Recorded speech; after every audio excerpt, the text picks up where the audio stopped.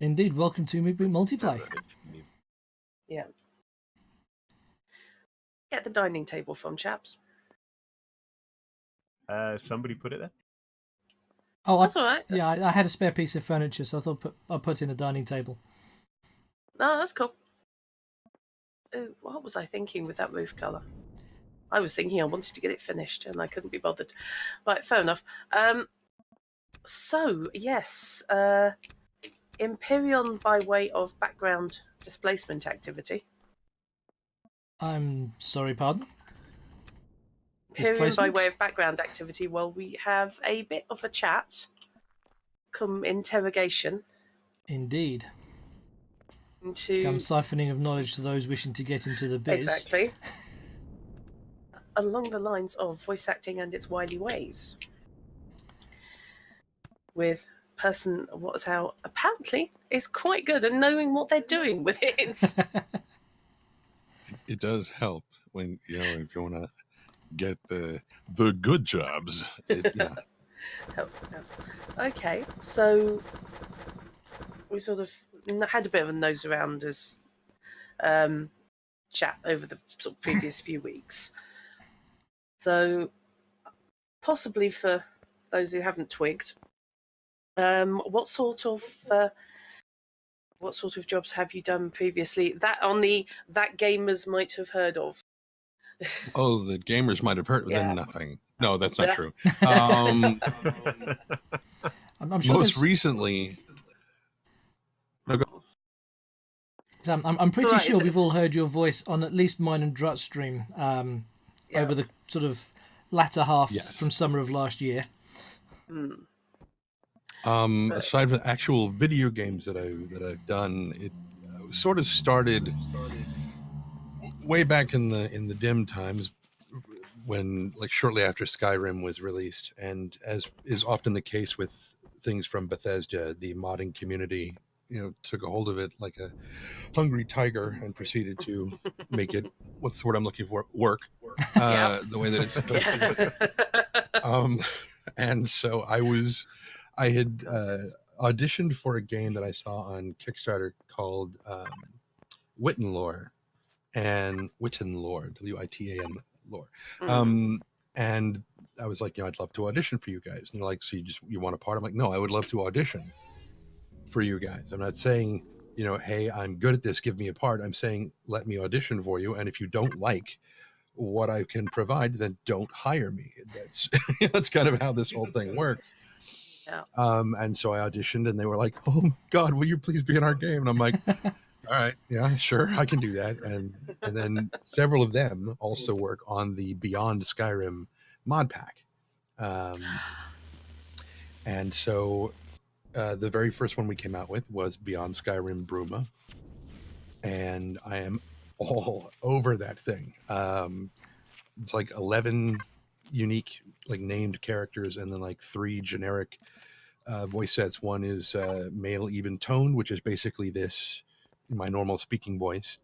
And then there's male guttural, which is all the male orcs. And then there's male Khajiit Mercurial. So if you run into any bandits that are human, orc, or male Khajiit, you're probably going to wind up killing me. Oh, now I feel bad about the other night.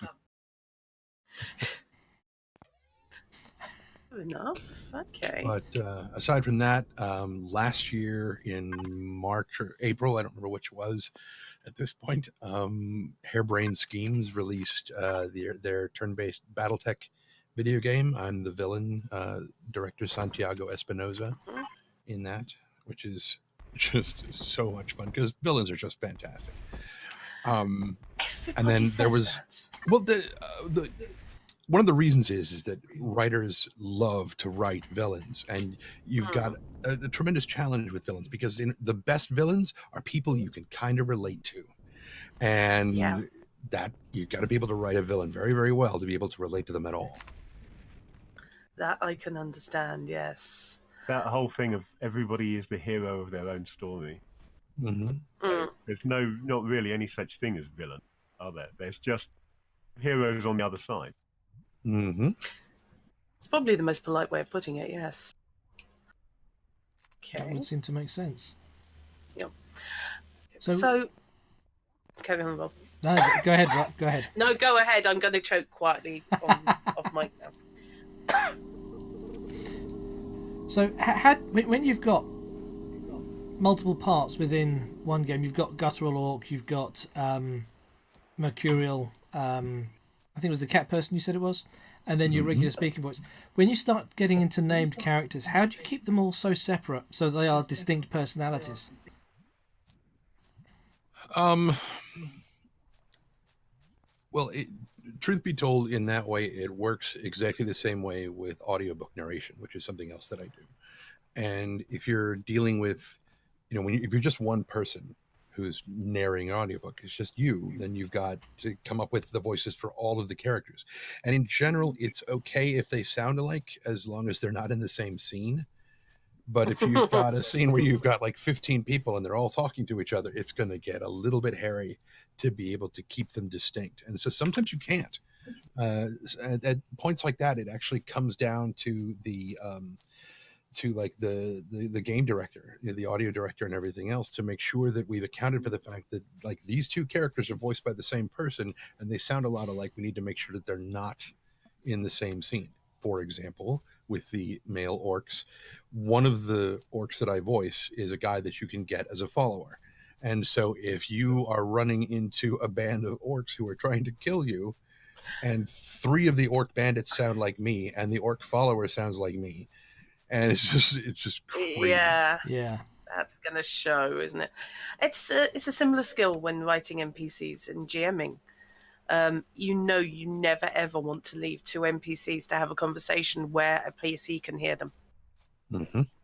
If you can avoid it, because talking to yourself is one of the most embarrassing things you can do as a games master. I know, I do it all the time. I will leave it so that there is a door between you and the conversation. You can get it in reported speech later. It's fine. No, that must be a tricky ask. So, and that comment came from the GM who has written many a dinner party that's been inhabited by 2 players and about 16 NPCs. Be fair, I had 15 NPCs in my last party. Yes. That was a challenge. That was a lot of very bad accents to keep people straight. Mm-hmm.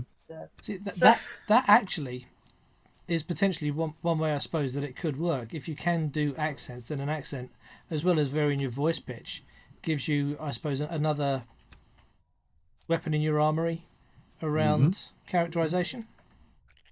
Very much so. Yeah. So, okay, back a little bit. How did you get into voice acting?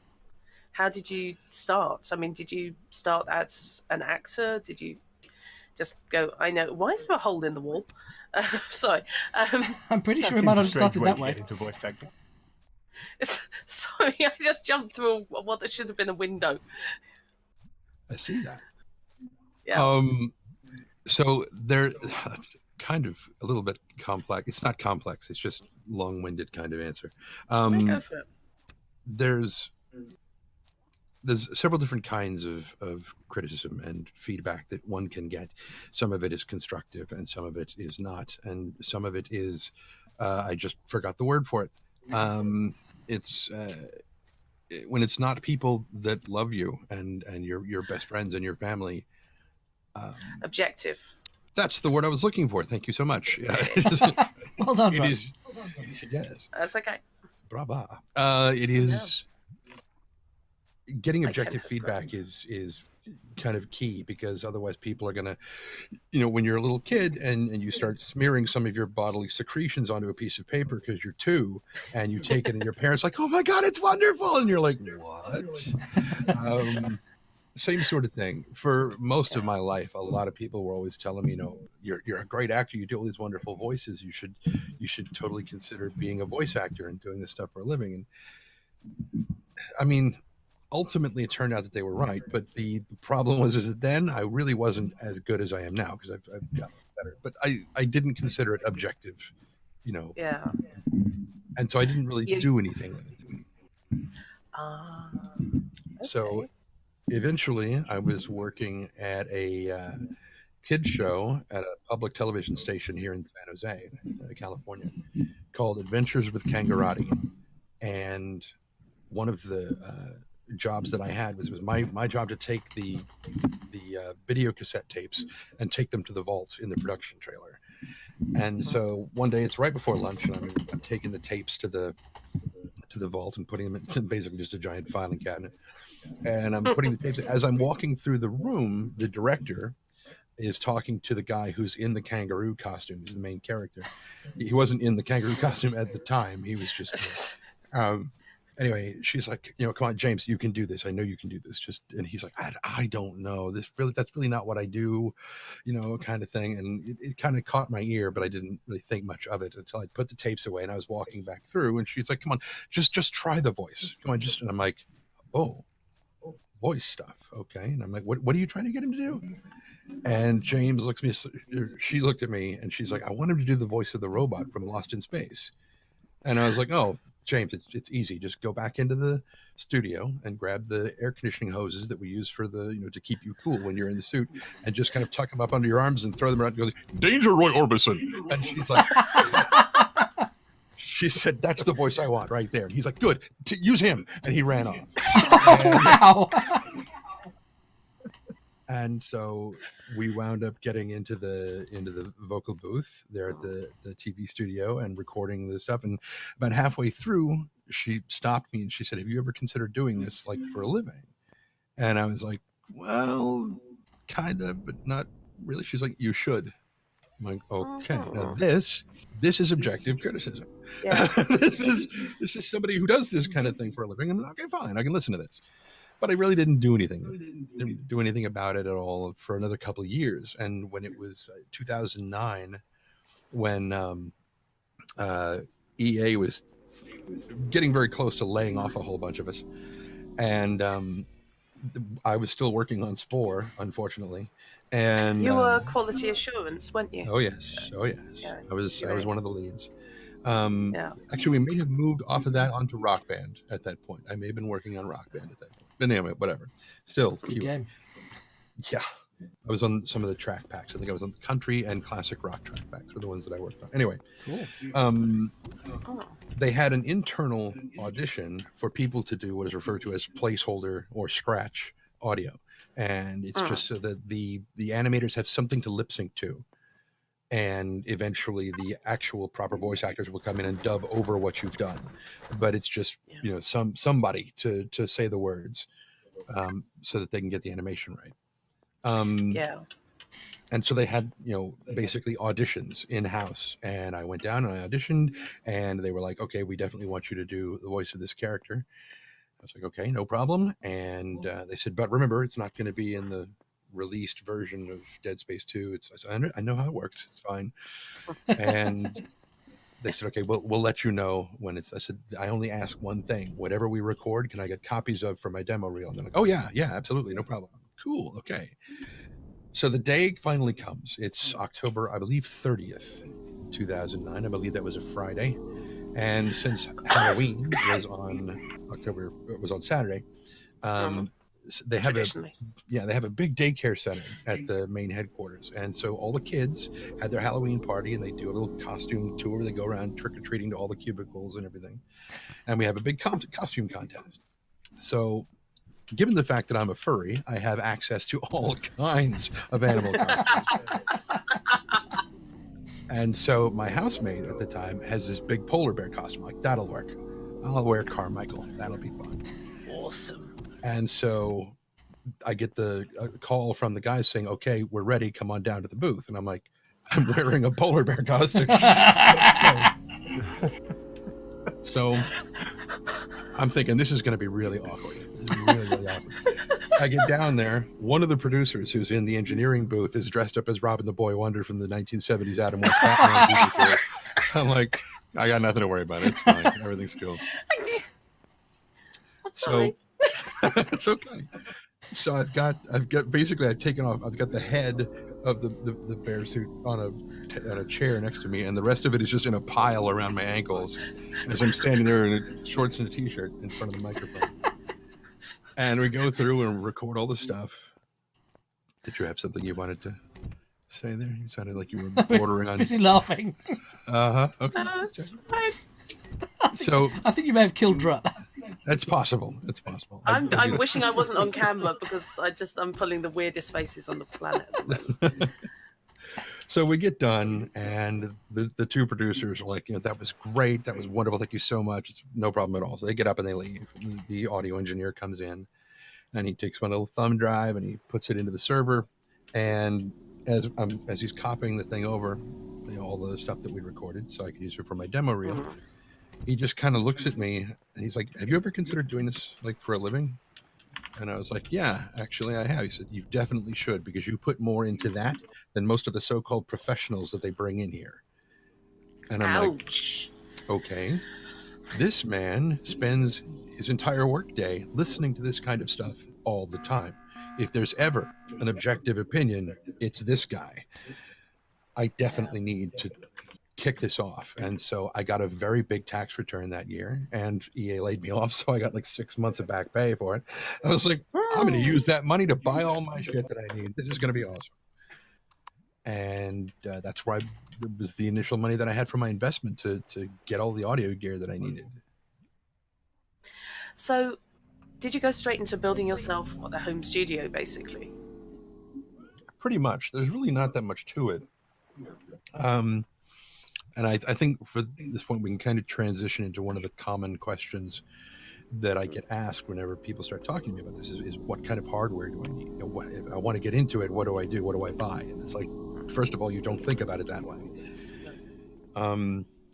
The way I tend to view it is that voice acting is acting first, and then it's about voices. Because you can do all the accents and colloquialisms and whatever else in the world, but if you can't act with them, it's pointless. Yeah. And so you basically start from the inside out. And so at the very core of yourself is your ability to act. That's what you need. And then you come up through the vocal cords, which is where the voice comes into play, and accents and whatever else. And from there, it jumps from you to the microphone, which is the next most important thing, because everybody's like, what kind of microphone do I need? I'm like, you don't need to worry about your microphone yet. Because if you've got somebody who cannot sing worth a damn and you give them a $5,000 microphone, is it going to make them any better? No, it is not. Your microphone is not that important. Yeah. It's the classic garbage in, garbage out syndrome, isn't it? Mm-hmm. Mm-hmm. And okay. so... Sorry, alien insect can do one. Go away, I'm underwater. Sod all the way off. But the alien insect not just a little bit off. All the way off. Sod all the way off. Exactly. I'm not sure that this is the most sensible place to be riding a motorbike, whoever's doing that. That would be Mr. Davkus. That is indeed an alien insect underwater. There's a whole bunch of them. I'm leaving. Okay. They get stuck in the water. You can kill them easily. Yeah. I'm going a different way. So yeah, sorry, carry on. I didn't mean to on a little bit of a slight break. I'd just like to say I'm an idiot. It's just taken Riri to point out to me that I should be using truss block for the legs for this platform rather than concrete. They will dry I'm going to faster. drop a bunch of truss blocks. Yeah. Don't have as good a structural integrity though, so you have to use more of them, or you use them at greater intervals, sorry, lesser intervals, because they're not as strong. So we get to the microphone, and then that's okay. And eventually you go from the microphone into, depending upon what kind of microphone you have, if it's a USB or an XLR. XLR being the one with the 3 prongs on it that's very much like a stage microphone, as opposed to USB, which can plug right into your thing. If it's an XLR microphone, you're probably going to need an interface that is going to convert it into USB so that you can, or optical, so you can feed it into your computer. And that's kind of the order you need to worry about. Start with your ability to act. And especially cold read and improvisation, because it is not at all uncommon if you go out for auditions and whatnot that you're not going to know anything about what you're auditioning for until you get there. and they're going to give you a script, and they're going to say, "Okay, go." And you like, what's the character like? Just go. We'll know it when we hear it. You'll hear that a lot. Really? So, is that because they don't have a clear idea of what they're looking for, or they have it and they just look to see if you instinctively go there? I think part of it is seeing if you instinctively can lock onto what it is that they're looking for. Part of it is also seeing how bold you are with your ability to just pick something and go with it, and trust that if they don't like it, they'll say, "Okay, that was good, but can you try doing it like this?" Okay. Your ability to cold read, to be able to just pick up a script and go and make it sound natural, that is a very, very tricky thing to learn to do. There was a convention, it was a My Little Pony convention that was held out here. It was the only My Little Pony convention I've ever been to, and I only went because they had a voiceover contest. And I didn't get up. I didn't win enough to get up on the stage of the final five, but there was a point where, while I was sitting in the audience watching several of the voice actors from MLP just grill these guys, and I was like, I don't want to be up there. This is brutal. Wow. I don't want to be up there. The worst one, the most just soul clenchingly just it was giving me agita. I was just so uncomfortable for me to watch was the cold reading thing, because what the voice actors had done is they had cut classified ads out of that morning's newspaper, so there was no way these people had seen this stuff yet, and they just handed each of them one of the things and said, "Okay, go read." And at that point, as soon as they turned it over and they just go, and all of them were great except for one guy who was probably the best one at doing various accents and regional dialects and all sorts of stuff. Cold reading was his kryptonite. He started, and it was just a computer absolutely breaking down. And he could get maybe one or two words into it, and he couldn't figure out where the sentence was going. And then he wasn't sure he read the last word right. And so it was just constant fumbling and stammering. And I was watching this like a train wreck. I was like, this is yikes. And one of them was like, "Okay, hang on. Okay, what I want you to do is I want you to visualize this and this and this." And then they sent him back to reread the thing. But then he wasn't he was rereading it. He wasn't cold read. So he just picked, because now he knew what it said. And, and so he was fine. I was like, I would have given him a new, advert for that, I think. Because yeah, I can say, yes, I can see the point. It's not really a fair test at that stage. Right. Yeah. But it had proved its point already. The fact that cold reading is not easy, and even people who are really, really fantastic voice actors have problems with it. No, it is a challenge. I mean, I'm going way, way back, far farther than I want to admit.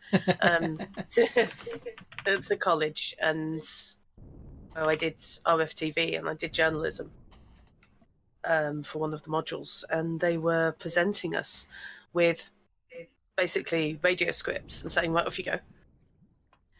And it was things like news articles and things like that we had to pre-record, but there was literally just, "Here is a script, off you go." Microphone. So you getting the hang of not tripping over your tongue and reading at least a sentence and a half ahead of where you actually are. Kind of, yeah. It's something. Once you get the hang of it, you catch yourself doing it normally. You can catch yourself doing it naturally, but it's something that's quite tricky to get your head around initially. Yeah, it can be anyway. So that's generally where if you want to get into this, is where you start. You take acting lessons, you take improv lessons, and you take anything that gives you cold reading experience. Because those are going to be the things that are going to save you on not only auditions, but even if you've already got a part and it's like, okay, this is, we're working on Friday and we can get this done and we're gone and we're off for the weekend. And then there's been a script change and nobody's told you. Which I'm guessing happens a fair bit. It can. It depends on what it is. It's a lot more common with video games. With audiobooks, typically the novel has been released and has been on the shelves for a while. It's already gone through its editing passes and it's pretty much done. It's very unlikely that they're going to be changing things while you're narrating. It's not to say that it won't happen, because sometimes you, as a narrator, going through and reading things out loud. Side note for authors: read your stuff out loud. Oh, you are not the first person I've heard say that.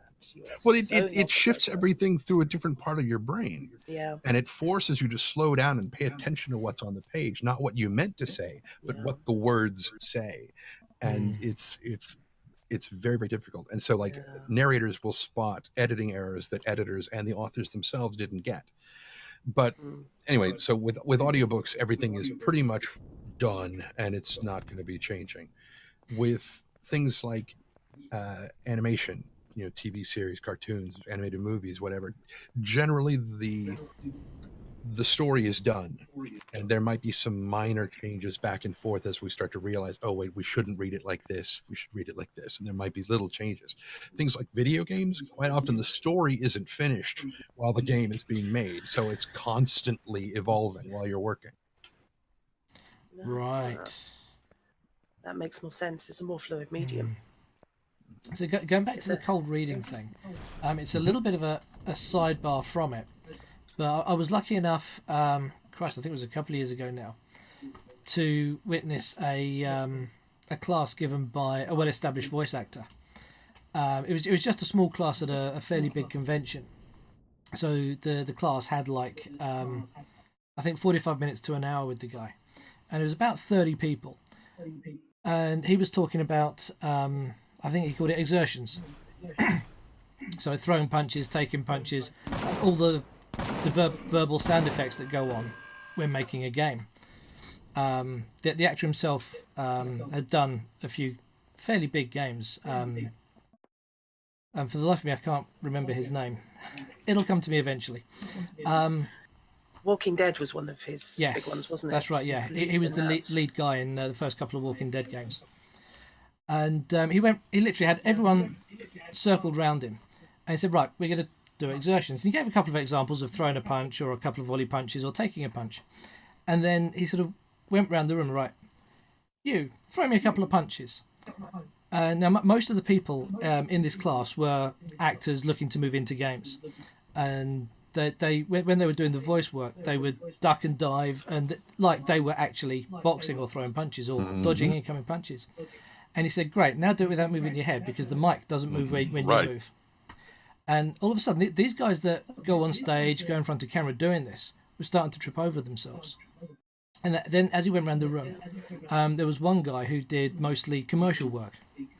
So his cold reading was going to be fairly spectacular, because that's sort of his bread and butter. But he's not an actor. And right, you are dying. And the guy sort of gave a last breath kind of deal. He said, no. You're dying, but whatever's killing you is kind of bubbling up from your lungs and coming out of your mouth, and that's when you die. And this poor guy couldn't think how to get a gurgle going on or anything. And he said, well, yeah, I'm not an actor. So, okay, take acting classes. And then moved on around. And, it was watching him just throw these situations at someone, right, you are in this situation, give me the sound effects. And the actors would bring it straight up. You could tell the guys that hadn't done acting classes. And I think that sort of put the fear of God in a couple of these guys, thinking, yeah, I do voice work, I can do games, it can't be that difficult. And all of a sudden it's like, okay, how do I do this? So is acting classes the best way for people in that sort of position to go, or is there another route? It depends on what you want to do. And there are some people who are terrible at acting who would make damn good audiobook narrators for technical stuff. For example, somewhere out there are probably hundreds of construction workers who want to be pilots, but their current gig, they're having to drive 2 hours one way to get to wherever they're doing their construction thing. So that's 4 hours round trip. What my ex-husband used to refer to as windshield time, where you can't have a book open in front of you. Yeah. And so if you're somebody who can't act, it's fine. You can still do things like audiobooks. All you have to have is a voice that someone can listen to and absorb information from for extended periods of time without falling asleep at the wheel. That's all you got to be able to do. So that's why I listen to so many audiobooks these days. I can listen to an audiobook while I'm doing something else. And instead of it having to take time out of my day to read a book I really want to read, I can listen to a book I really want to read and still be doing the things that I've got to get done. It's absolutely great. I love audiobooks. And I have to say a big thank you to anyone who's ever recorded an audiobook. They can be very challenging. I can imagine. I strongly suspect that should I manage to actually find anybody willing to pay me to do such things, I suspect audiobooks would probably be more my end of things rather than game acting or anything. ACX.com, the Audiobook Creation Exchange. Oh, it is basically run by Audible, and it is sort of like Tinder for authors and narrators. You have authors who are like, hey, I've got this book that I want to get narrated. This is the kind of voice that I'm looking for. This is a general, and then they'll have like samples of the thing. Narrators will come in and they will audition for the thing. And then also narrators will put up samples of their work and say, this is the kind of voice that I have and that I can do. You know, any authors, and then we just find each other on and generally there's two primary ways that the payment system works. One is you get paid kind of a bulk rate where it's like, I will pay you this much to do this audiobook, and that's how much you get. Or you can do kind of a profit sharing thing where you don't get a lump sum, but you get a portion of the sales from the book. Now, each one has their risks and rewards. It's like if you put in 80 hours worth of work narrating this novel and it doesn't sell worth a damn, you are out a lot of money, your time, kind of thing. But if you do the bulk thing and the book sells incredibly well, all you get is that one lump sum. You don't get any of the sales. And so you got to figure which one you want to go for and which one the author is willing to offer. Yes, that's the important thing. I mean,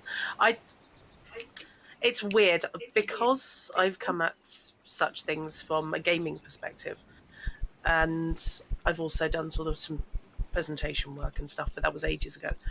I tend to assume that I am a bad actor. I tend to assume I cannot act as for toffee.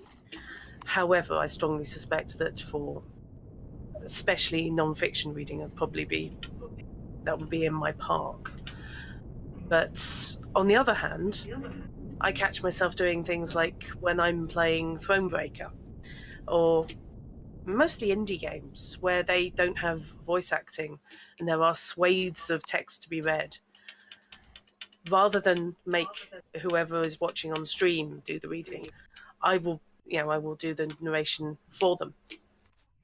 And that seems to come out okay. So I'm kind of, is it worth my while sort of pursuing, taking acting lessons? Because hugely self-conscious. I'm fairly convinced I'd be crap at it.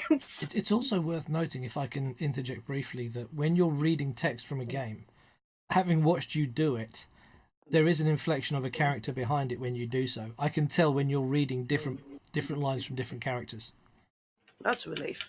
And also, it's cold reading because you've not seen the lines before most of the time. That actually is true, yes. Especially the great swathes in Thronebreaker, most notably recently, because about half of that is voiced and half of it is simply tale teller and therefore just text narration. So there is an element of cold reading there, yeah. We had a way back, I guess it was around 2014, maybe 15, when I first started working with a Twitch streamer named Arvin Eleron, who's my GM for most of the games that we live stream. He's also an English professor at St. John's University in New York, and he's author. So he's got a fair understanding of the language, I guess. Maybe. But just a little. a smidge, a skosh. A Anyway, petit peu. his wife is from Seattle, and of course that's where Harebrained Schemes is located. And when Shadowrun Hong Kong was coming out, he had made a deal with them that he would live stream from their offices on the day that the game released, and he would have all of his voice actor friends, Skype into his computer, and because that also doesn't really have voiceover for the stuff, and we would Yeah. voice the game live while he was Wow. playing. And That's cool. Yeah, I'm trying not to squee over here. I'm a dreadful fangirl for things I like. So go ahead.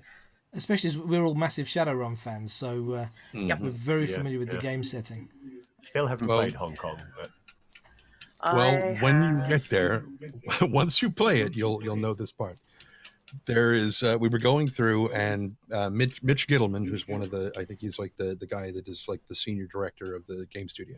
He was sitting next to Arv with his headphones on while we were doing, and so I was like, "Yeah, I'm Trent Sparks. I'm a professional voice actor." And Mitch was like, "Oh, so this is like an audition?" And I'm like, "Yes." It wasn't, but if you say so, so. Right. it is now. So we get to the part where the kind of the opening, the intro text is all done, and Arv's been reading all of it this far. We get to the very first character that, aside from the main character that shows up, who is an orc cop named Duncan Wu. Yeah. And so Arv's like, "Okay, Trent, I want you to do the voice of Duncan. He's an orc cop from Seattle, blah, blah, blah." I'm like, "Okay, I can do that." And so his very first line is, "Well, don't you look like shit?" And Christ on a bike, yes. And if you watch, because the videos are on YouTube on our channel, if you watch, you can see Mitch kind of adjust himself in the chair and reach up and adjust his headphones. He's like, "Ooh," and he sort of looks off, and like laughing and nodding to someone off screen, and I'm sitting at my desk at home going, "Got it." Yes. I adore Hong Kong. Yeah, it was really, really good.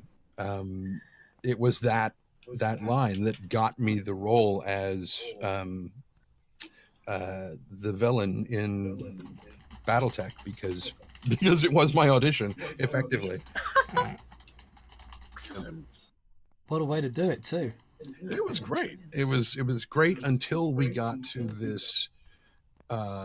I guess he was an ogre named Bao, and Arv was like, "I want you to do this one too." So now I've got to go deeper than this and make him sound even. And I had shredded my vocal cords by that point. Man. It was, I'm not surprised.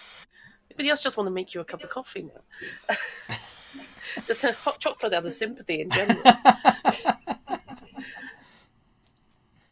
I take it you didn't know that the bigger, beefier character was sort of sitting in the wings waiting to be voiced when you started off with the cop.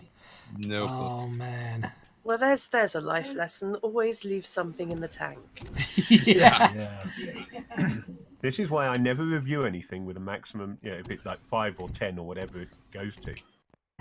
I never put those in on reviews because I always think, well, next week I may find something better. And if I've given this a 5-star review, what do I rate that? So if anybody ever gets like a 4 or 9-star review from me, celebrate. That means it's really, really good. Yes. That's a very sensible way of doing it. Why I too tend to resent the current manual feedback system a lot of companies have to use. Because anything less than a 10 out of 10, and you just know the poor staff are getting jumped on with, what's wrong? Why did this person Why not get a aren't you 10? getting What it? did they miss? Exactly, yeah. I've been in on those conversations in my previous life as a union rep. And I have been in when people have been literally jumped on because they got a 9 out of 10 in a rating. And it's, well, what did you do wrong? Well, clearly nothing, but There's always room for improvement. No one is ever perfect. there is, yeah.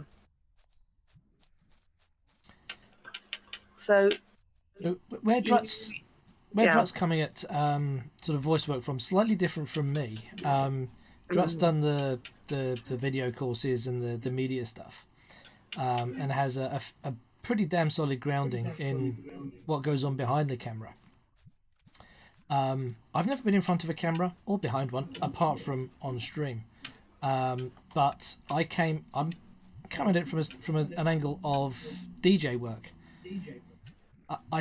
I got into DJing through a computer game, believe it or not. I was playing a game called The Secret World, which is set in a real world where every myth, every urban legend is real in some way, shape or form, but with a twist.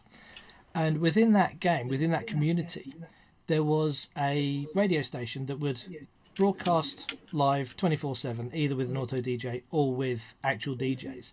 And the DJs, when they were live, would be in the game as a character, and they'd have a little gathering around them, and they'd make it like a live show.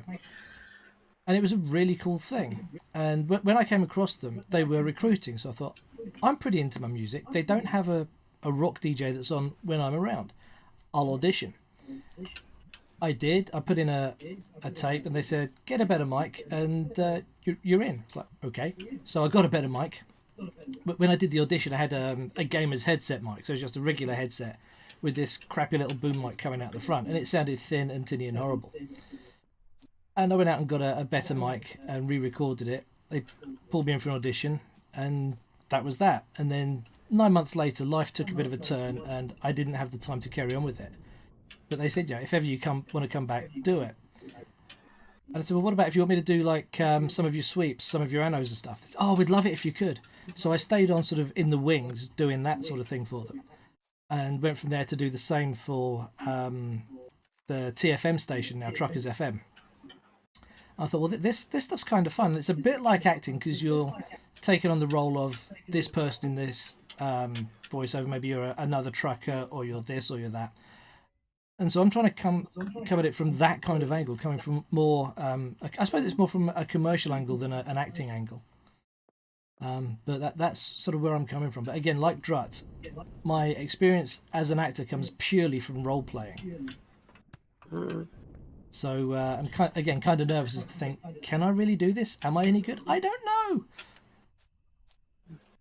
It's very strange, and hence when you sort of revealed yourself to us as a voice actor, we both squealed with glee. Like, we can tap this guy for information. Yes, you did. Tell us everything you know. Yes.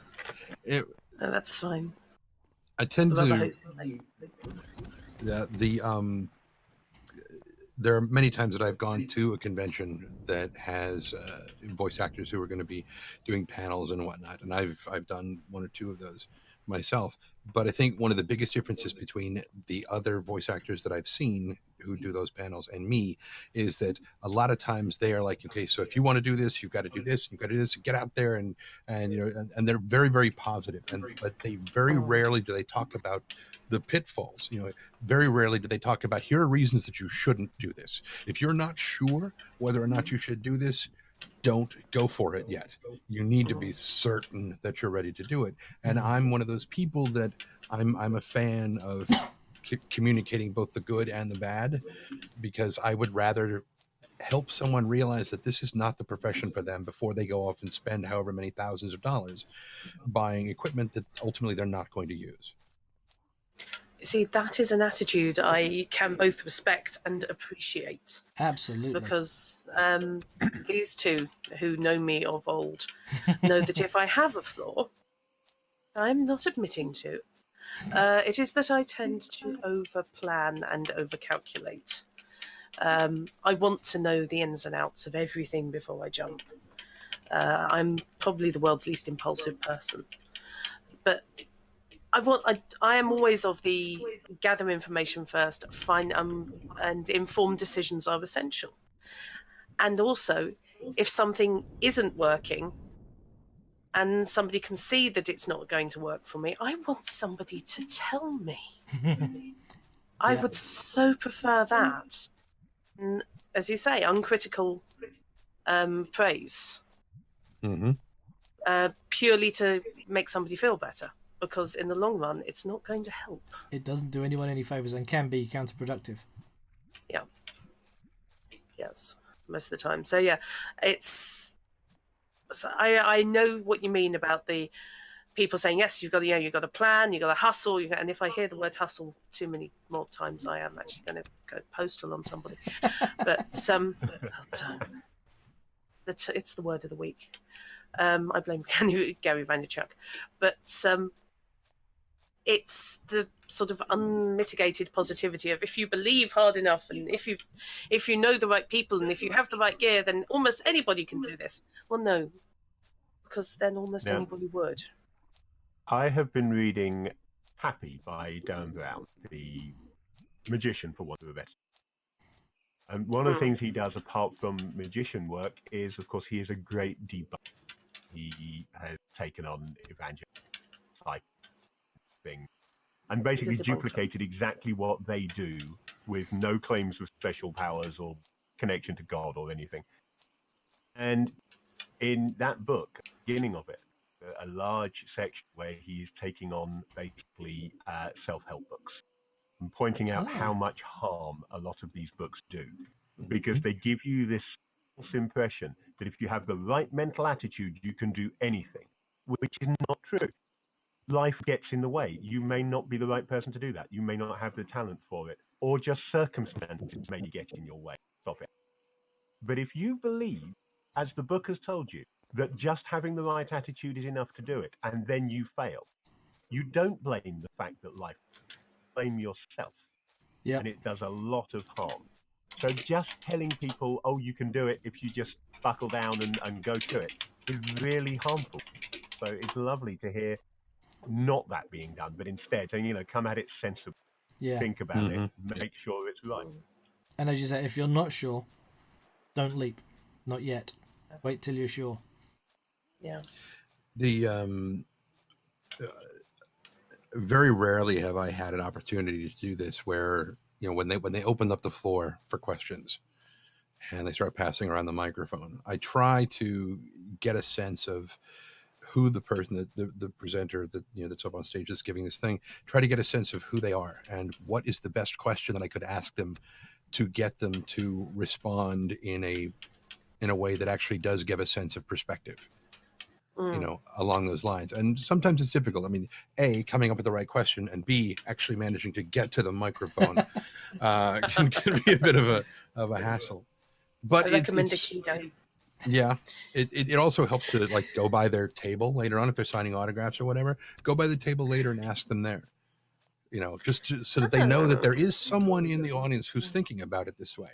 And a lot of times the people who are in the audience are people who want to be encouraged to go out and do this thing. They don't want to hear all the negative stuff. They just want to hear how they can go about doing it. And that's why a lot of people who get on these panels, they give all the super positive stuff. But letting them know that there are people out there who want very well grounded advice is helpful too. That makes sense, and it's actually something of a relief. Yeah. Sorry, I'm now upside down. Oh, that is right. Okay. Why are you upside down? No, I wasn't upside down. I was trying to find out where the base was, and I've just spotted it. See, I've just wandered off further around the coast. I've got no idea where I am, but I'm further around the coast, just sort of harvesting stuff. In the water. I'm wandering around in dark water harvesting seaweed because my brain doesn't have to have any part in that. Yeah, pretty much just the same listening. here. It's fine. I've been wandering around looking through scopes at things and just picking stuff up. Because again, it doesn't take brain power. That's why I'm not in the game at all. Otherwise, I would just completely not hear what you guys are saying. Well, we needed to put the game on so that there was a reason for A, us to be live, and B, for there to be an audience to the stream. Yep. So the game is purely a mechanism for gathering people around a table, which largely is how we run things anyway. Did I just hear a crump? Oh, what? I think you heard Trent say excellent in one of those wonderfully orcish, gravelly voices. Okay. What you might have heard is a trust block inexplicably disappearing. Yeah, it was because I just had to pick up debris. Despite the fact that it was absolutely fine a moment ago, I removed a completely unconnected block to it, literally completely unconnected, and it suddenly went away. Okay. It just couldn't live without its friend. Obviously not. Its friends bloody quickly. I'd only just got the other one in and realised it was in the wrong place. I see. Love at first job. Yeah. Reloading. I may have just So- emptied an entire magazine into a Tellura pod. Oh, wacko. Maybe I'll stay in the lake. It's all fine. You know they can swim, right? I was just going to say they are aquatic. Shut up. I don't need. Let me have my fantasy for a little while yet. Which actually reminds me of a fun thing that happened just before we went live. Oh, yes. Drut had been saying that there's a song stuck in her head, which, as it happens, has this line in the chorus, "Tu-ra, lu-ra, tu-ra-ya," or something like that. And I renamed the Tellura pod Tellura, lu-ra, lu-ra-ya pod. At which point, Tren went and did the voice actor thing and said, "Say it while you're breathing in," which I still thought, there we go. And Sorry, that, for folks, some is how reason you I do felt monster that deserved a voices. Wookiee. Yeah. I still think that's awesome now. Even though you've told us the trick, it's still awesome.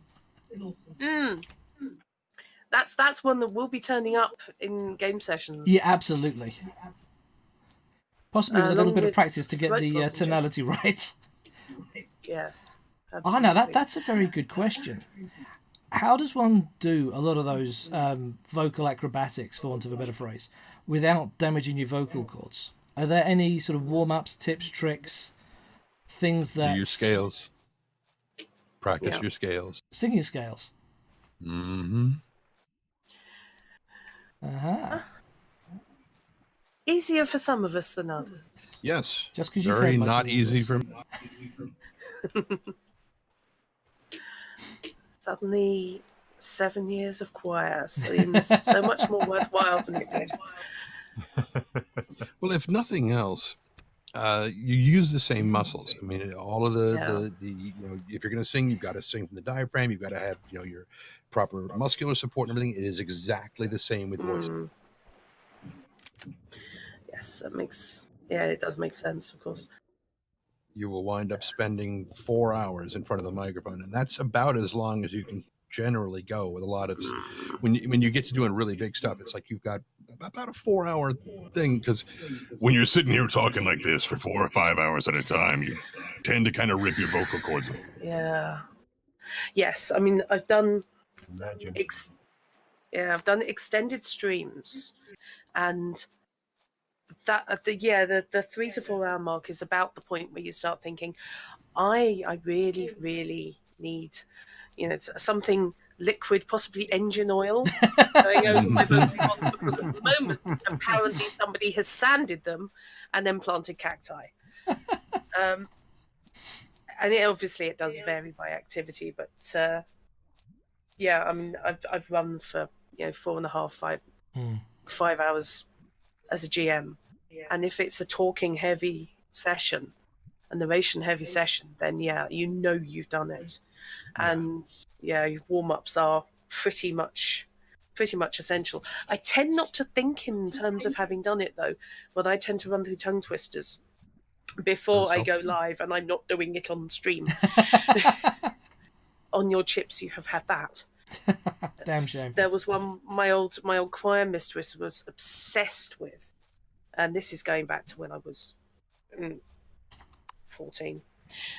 So yes, long ass time ago. 2 or 3 weeks. Which was thank you. Bonus points. Ever the charmer. Yep, bonus points to Drendane. Which was the tip of the tongue and the teeth and the lips. And she would have us recite that at increasing speed, repeatedly, on a single breath, and see how many you could support on a single breath. See, if you change that ever so subtly to something like the hat and the hair and the grin and the teeth, all of a sudden you've got the Fourth Doctor. Yes. Yes, it's not far off. You could, of course, just sing along to the Wurzel's Pheasant Pluckers song. Yes.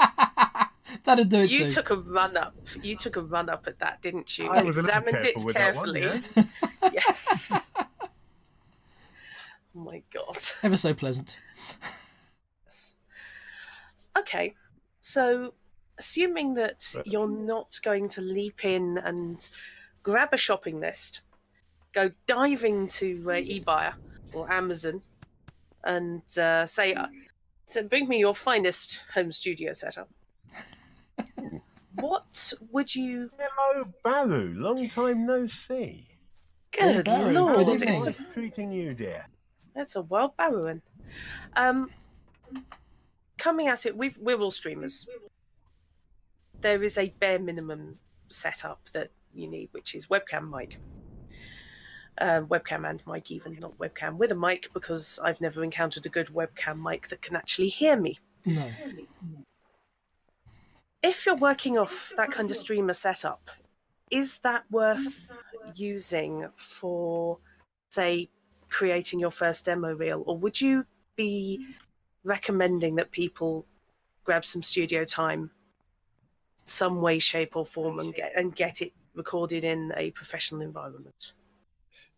As an example. I know this is kind of putting you on the spot there. Sorry.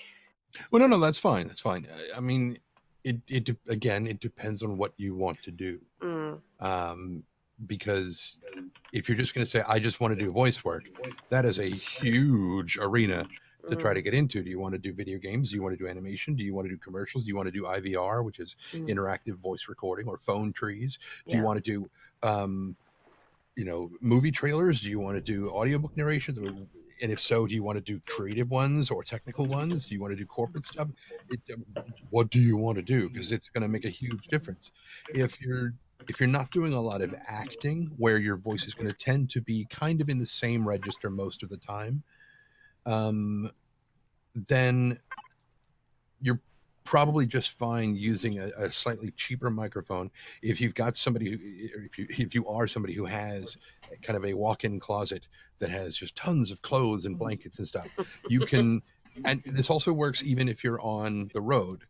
If you're in a hotel or something, you just take like the comforter off the bed and the pillows, and you make a little pillow fort around your microphone, so that it's in this little, this downy, cottony, soft echo or non-echo chamber, I guess, of all this padding that's going to, and then you just put a pillow behind your head to catch any echoes that are coming at you from behind, and you can record some pretty amazing stuff.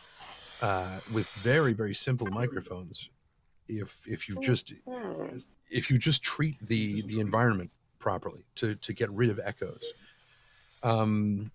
So that's part of the thing, that you don't have to go off and buy expensive gear if you're just going to see if you can make a go of this at all.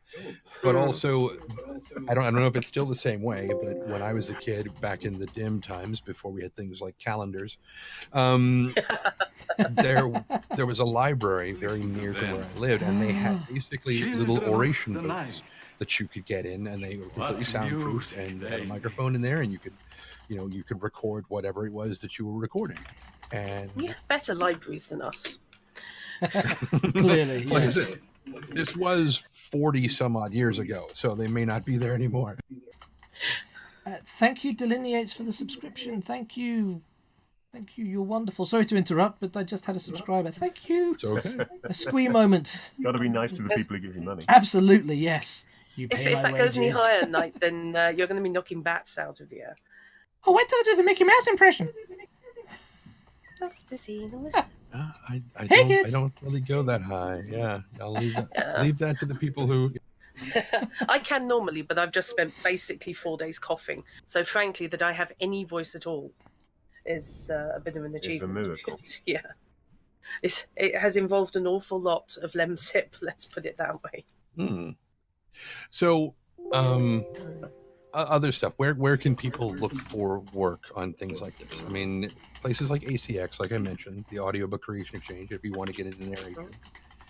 There are a lot of voice acting sites out there. There are a lot of voice acting sites out there. Most of them are absolutely shady, and you stay the hell away from them. Yeah, I mean, I avoid content banks, for example, things like Fiverr per hour, because that just seems across the board, not just with voice work, it just seems to be a race to the bottom for the pricing. It is.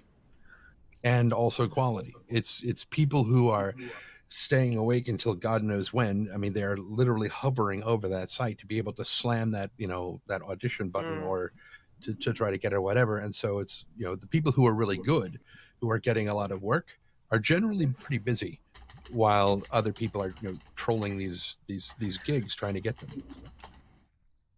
So, okay, rather than getting our channels all getting slammed with lawsuits for But yeah, who to avoid, what sort of sites or which sites would you recommend paying attention to let me and just grab my looking notepad at? for this section. Yeah, oddly enough, I've got one note open. That's a great question. I've been off of those sites for a long time. There was one, I'm trying to remember if it was voices.uk or something like that, I think. It might have been, it might not have been. I honestly don't remember. In fact, I don't remember so much that I am hesitant to really even Fair enough. register. Yeah. I mean, I tend to, because I follow a lot of, I Twitter stalk a lot of voice artists and podcasters to a certain extent, because there's a lot of crossover there. I tend to see the same sites coming up again and again and again. But of course, whenever a site is referenced, it's always in gushing terms. So you literally have no basis for comparison. Because very rarely is somebody going to go out and say, well, God, I'd never work for them again. Yeah. They tend to keep that for their personal blogs, I mean, things that's like the that. other thing you get, isn't it? You either get this is absolutely wonderful or this is completely awful. Nobody really There's no any wants middle to ground. tell you about anything in between. This is an okay site. It does its job. It's nothing special, but it's functional. You're never going to hear that. People are going to ignore that. It's extremism. But yes, certainly. If I know that was a bit of a on the spot to call up, but should anything kick in or you have a brain fry, do let us know of anything you would either recommend or firstly off stream can stay away from.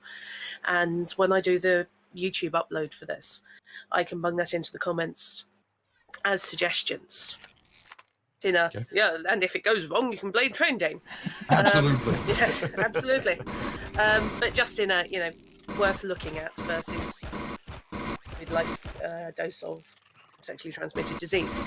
Right. Oh man, if I had a nickel, if I had a dickel, yes. Well, Well, that sounds like a socially transmitted disease. I'm lost for words. Yes, well, that would be a first. Thank you. Sorry. Sweet. What I was going to say is that if you do go out and look at the site, just make sure that you very thoroughly read the terms and conditions. Yeah. And I mean, really, because I mean, if you're looking at making this thing a career, this is your livelihood. Treat it as such. Read the contracts and understand them. Don't just read them and go, okay, that looks okay. Understand what it is you're signing. Yeah, that I can entirely get behind. That's good life advice, not just I think for voice work, but for anything. Yeah, I mean, coming at it from having been spending the last year basically learning to freelance, so across various different fields. I hate to have to say it, I'm one of those really tragic people in the gig economy who's of the I will do anything for money almost. Reading contracts, reading what people's expectations are, reading how sites work, it's essential. I mean, I have been caught out by a couple of sites which promise the earth or at least look very reasonable, and then you realise that swinging away 30-40% of every fee you get as part of their charges, and they're upfront with it, but you do have to pay attention. You do have to read the rules. RTFM. Yeah, read the manual. Tav, are you doing like an Evel Knievel thing over and over again, jumping over the?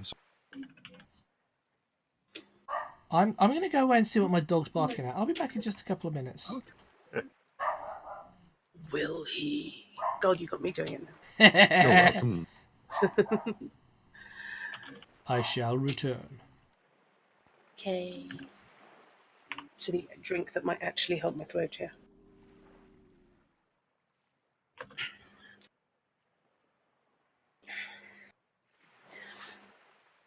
So, Fish, how are you getting on with your new mic? So far, so good. I think it needs tweaking, but this obviously is not streamed to be messing around with things with my setup on, because it would be too much interfering with what else is happening. Fair enough. Being a little bit too much, from what I gather, I'm getting a little bit too much background noise like you guys coming over, which It is picking up quite widely. going to require fine tuning on things like positioning and volumes and so forth, but I won't worry about that for now, unless it's being a pain to you guys. I might then just mute myself in Discord unless I want to say something. It's been fine for me. It's as much as anything was A, avoiding B, dead air, and B, I was giving somebody else a chance to say anything because I feel like I'm manipulating. No, I'm monopolizing. Monopolizing, I believe, is the word you were looking for there. Yes. Sorry, I was. Yes, my brain was going in two different directions there. How? Did I never place a window there, or did it? You encountered the windowless door or the doorless window. There's a door with no Windowless door. window above it. If that's what you. Yes. If that's what I you- wasn't sure if that was deliberate. No, that wasn't. I think I must have run out of glass and forgotten to come back and replace. So let's just make one large window block then. Fair enough. So, I should have known it was you, Mickey. Yes, how did that go, Badu? Did you have a good trip?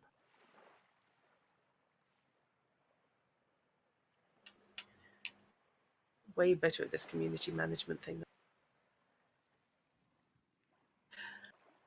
Okay, so you. Oh, insects. Okay, excited then. I have returned. Yeah, it's all right.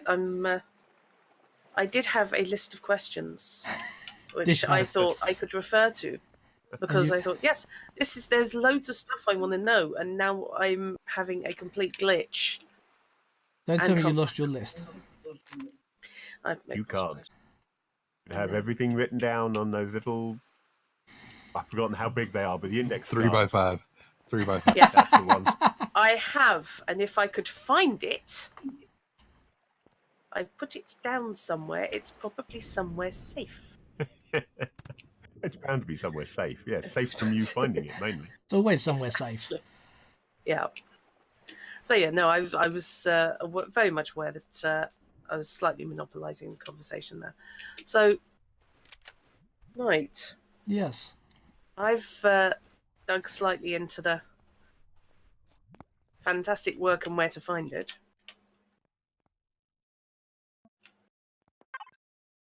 You're coming at things from a slightly different perspective. Only slightly different, to be honest. Yeah.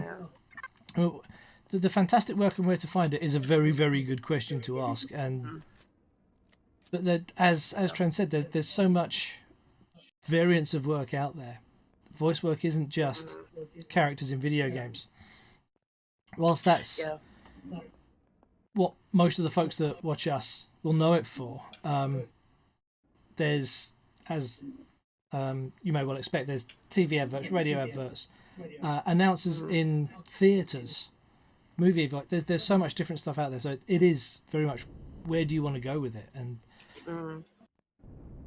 I mean, you did the masterclass thing. The audio introductory class, didn't you? Yeah, the voiceover Kickstart.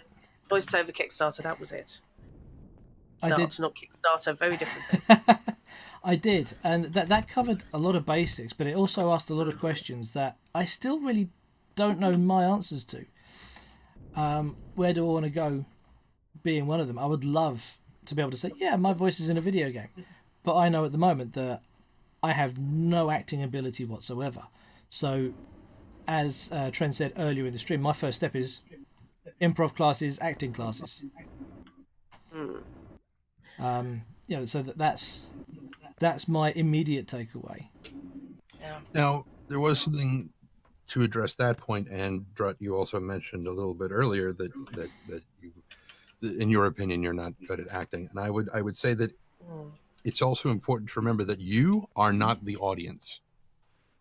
You don't get to say this is shit, this is terrible, nobody's going to like this. It's not your job to determine whether or not it's something somebody will like. The director, it's their job to tell you, okay, this is what we want or this is not what we want. You put stuff out there, and don't worry about, people aren't going to like this. That is a quick spiral down into unemployment. I know that from Yes. personal standpoint. Yeah. I was going to say that has the tang of experience. Uh-huh. There comes a point where you need to ride the line between kind of self-admonishment and being a conceited prick. Well, I've got the latter down absolutely pat. Right. So just. Sorry, I don't quite know who that was. No, it is a very difficult path to walk. It's quite literally a tightrope, because you will hear a lot about the people who are like, God, I can never work with this person, or it's all this kind of, and a lot of times those are people who know a little bit too well how good they are, and they make a point of making sure that everyone else knows that they know that they're very good at whatever it is that they do. Humility is very beneficial when you're away from the mic. But when you get to the mic, kind of shuffle it off a little bit, or just put it in a sack like the Krampus. It's like, just stay in this bag here, and we'll whip you into shape later, kind of thing. And when you get to the thing, when you get to the microphone, be bold, be courageous. Don't worry about, oh my God, what if they think it's stupid? If they think it's stupid, they'll tell you. Otherwise, don't worry about it. That's actually a really, really sane way of looking at it. Yeah, I'm just going to quote one of the folks in my channel to you, Tren. I like this guy. He speaks truths. That very much echoes my thoughts too. It's nice that you are so brutally honest. There's no sugarcoating it. It saves a lot of time. Yes, and it's amazing how rarely people realise that. It's telling people what they want to hear is where people go wrong, I think. All too often. It's give them a confidence boost, don't upset them, don't knock their confidence. Yeah. But that's not always the most productive way to go about things. There is a middle ground that everybody needs to find, and I keep coming back to this line from Demolition Man with Sylvester Stallone and Wesley Snipes, where Wesley's character says, "Well, the world has turned into a pussy-whipped Brady Bunch version of itself," and I'm like, that is so true. I need to go and revisit that film. It's been too long since I've seen it. Just be prepared to be depressed at how accurate it's becoming. It's deeply, yes, there are elements of it that are very, very deeply embarrassing. So what is the third shell for? Do you really want me to tell you on live stream? Good question. No. Good point. Meki. It makes it sound like puppies. Trendane's like a packet of crisps. Everybody wants a bite of this tasty treat. Hope he's fine with the bite marks. It's very important to remember when making comparisons like this that I'm a top. So I'm fine with bite marks, but they're not going to be on me.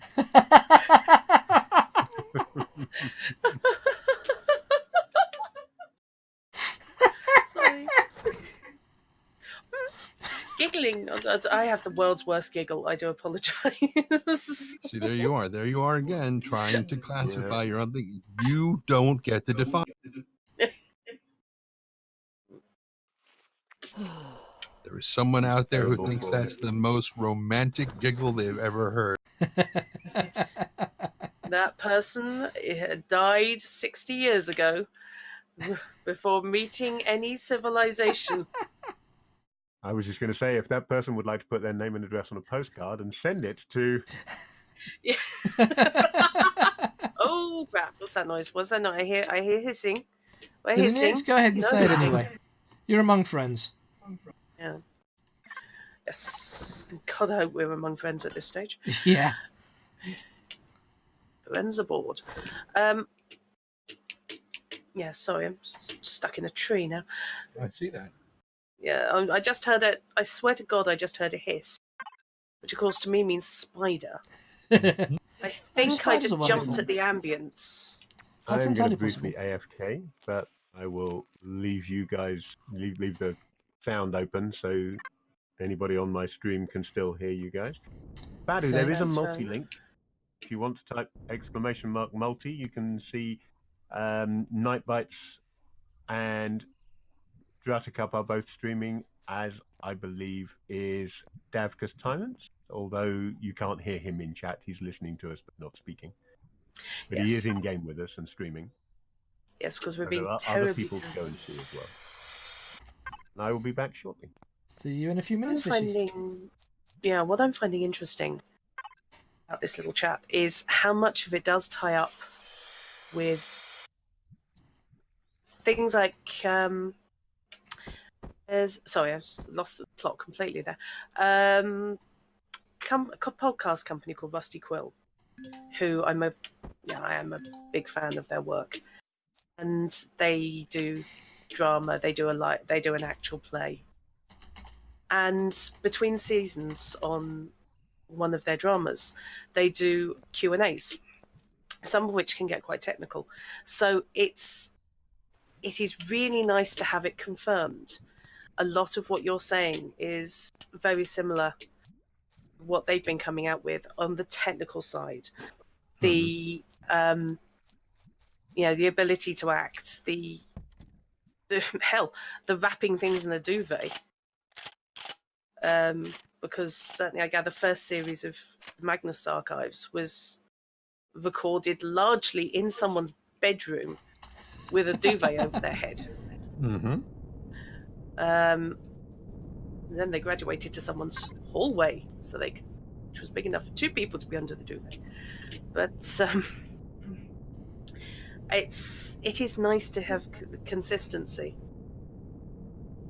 Yeah, my very first audiobook was recorded basically under a sleeping bag, and it's still out there on Audible, and it's perfectly serviceable. I mean, the quality of the microphone is certainly different from what I've got right now, but you don't need to worry about getting the best audio gear right out of the gate.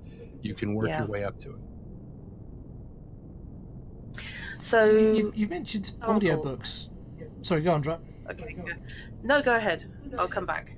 You mentioned audiobooks a couple of times now. Obviously, we know you for BattleTech, and you mentioned the other games that you've been involved with. How much work do you do through audiobooks? Is that more your bread and butter? It's becoming that, which is a little bit unfortunate because I always wanted to do video games. That's what I wanted to do, and I've done more audiobook work than I have any video game work, which feels slightly disingenuous because of the Beyond Skyrim mod group. There's so much voice work to be done in that it's more than all of the audiobooks that I've done so far put together, as far as how much voiceover work that I've done for it. Now, it's also important to remember that is a passion project for all of us who are involved. None of us get paid, and so it's like we're doing it because we love Elder Scrolls, because we love Skyrim, and we want to see more of this done, and to show what we can do. A lot of people, they will say, and I will get back to the audiobook stuff, I swear, they say, That's okay. Don't, anytime anybody says, it's okay, this job pays with exposure, you run for the hills. You get the hell away from those people. That said, it feels disingenuous to say that because the Beyond Skyrim stuff, I'm not getting paid for except by exposure, but that's by my choice, and it's because it's a passion project for all of us, and none of us are getting paid.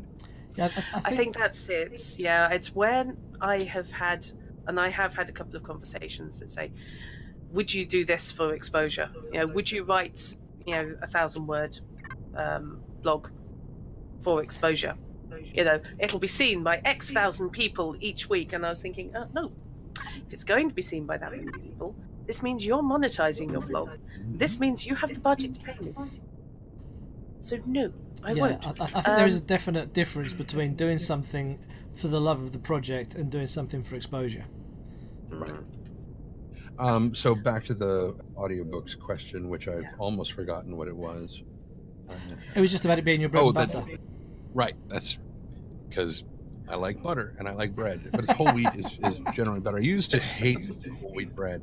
I was just white bread all the time, and then eventually I grew up and I learned to stop eating peanut butter straight out of the jar because it would get stuck on my face and I would start to smother them. It's horrible.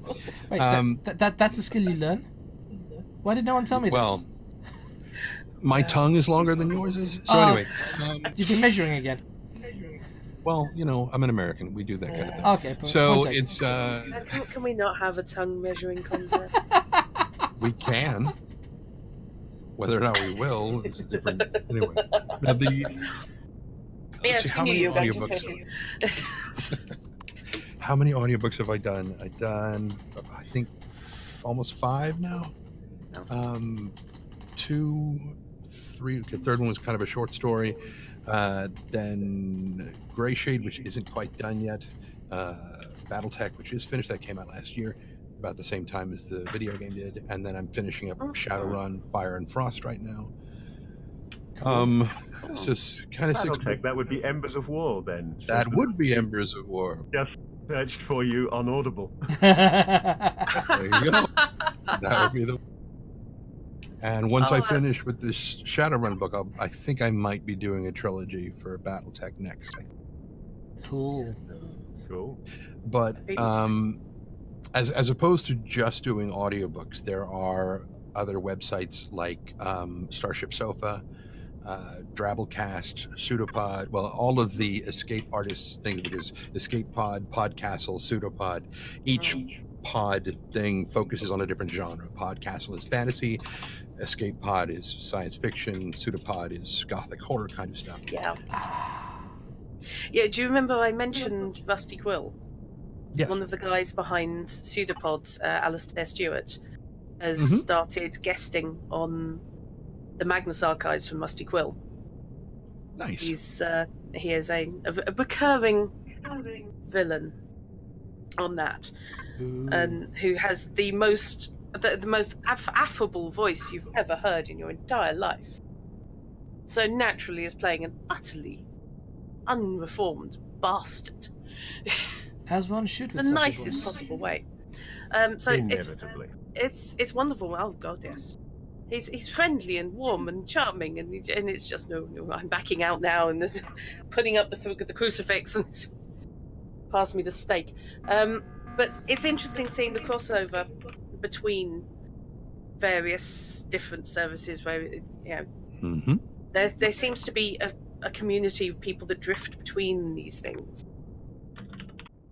Is it once you start making friends as to you tend to work with the same people on different projects, or That is very true. and people keep you in mind once you make a good impression, essentially. Yeah, the easier you are to work with. There are a lot of times that directors will work with someone who is not the best at what they do if they are easier to work with. There is a point at which talent will not carry you any further, and you have to have a good personality to go with it, or people are just going to be like, yeah, he's fantastic. He can act anything. He is also a self-righteous prick, and I don't want him anywhere near my studio. You don't want to be that far. Understandable. Definitely understandable. I've figured it out. That's why I have so much difficulty finding people to roleplay with. Well, they're going, he's a fantastic GM. He's absolutely amazing. He's also a self-righteous prick, and I don't want to play with him. That would be it. I figured it.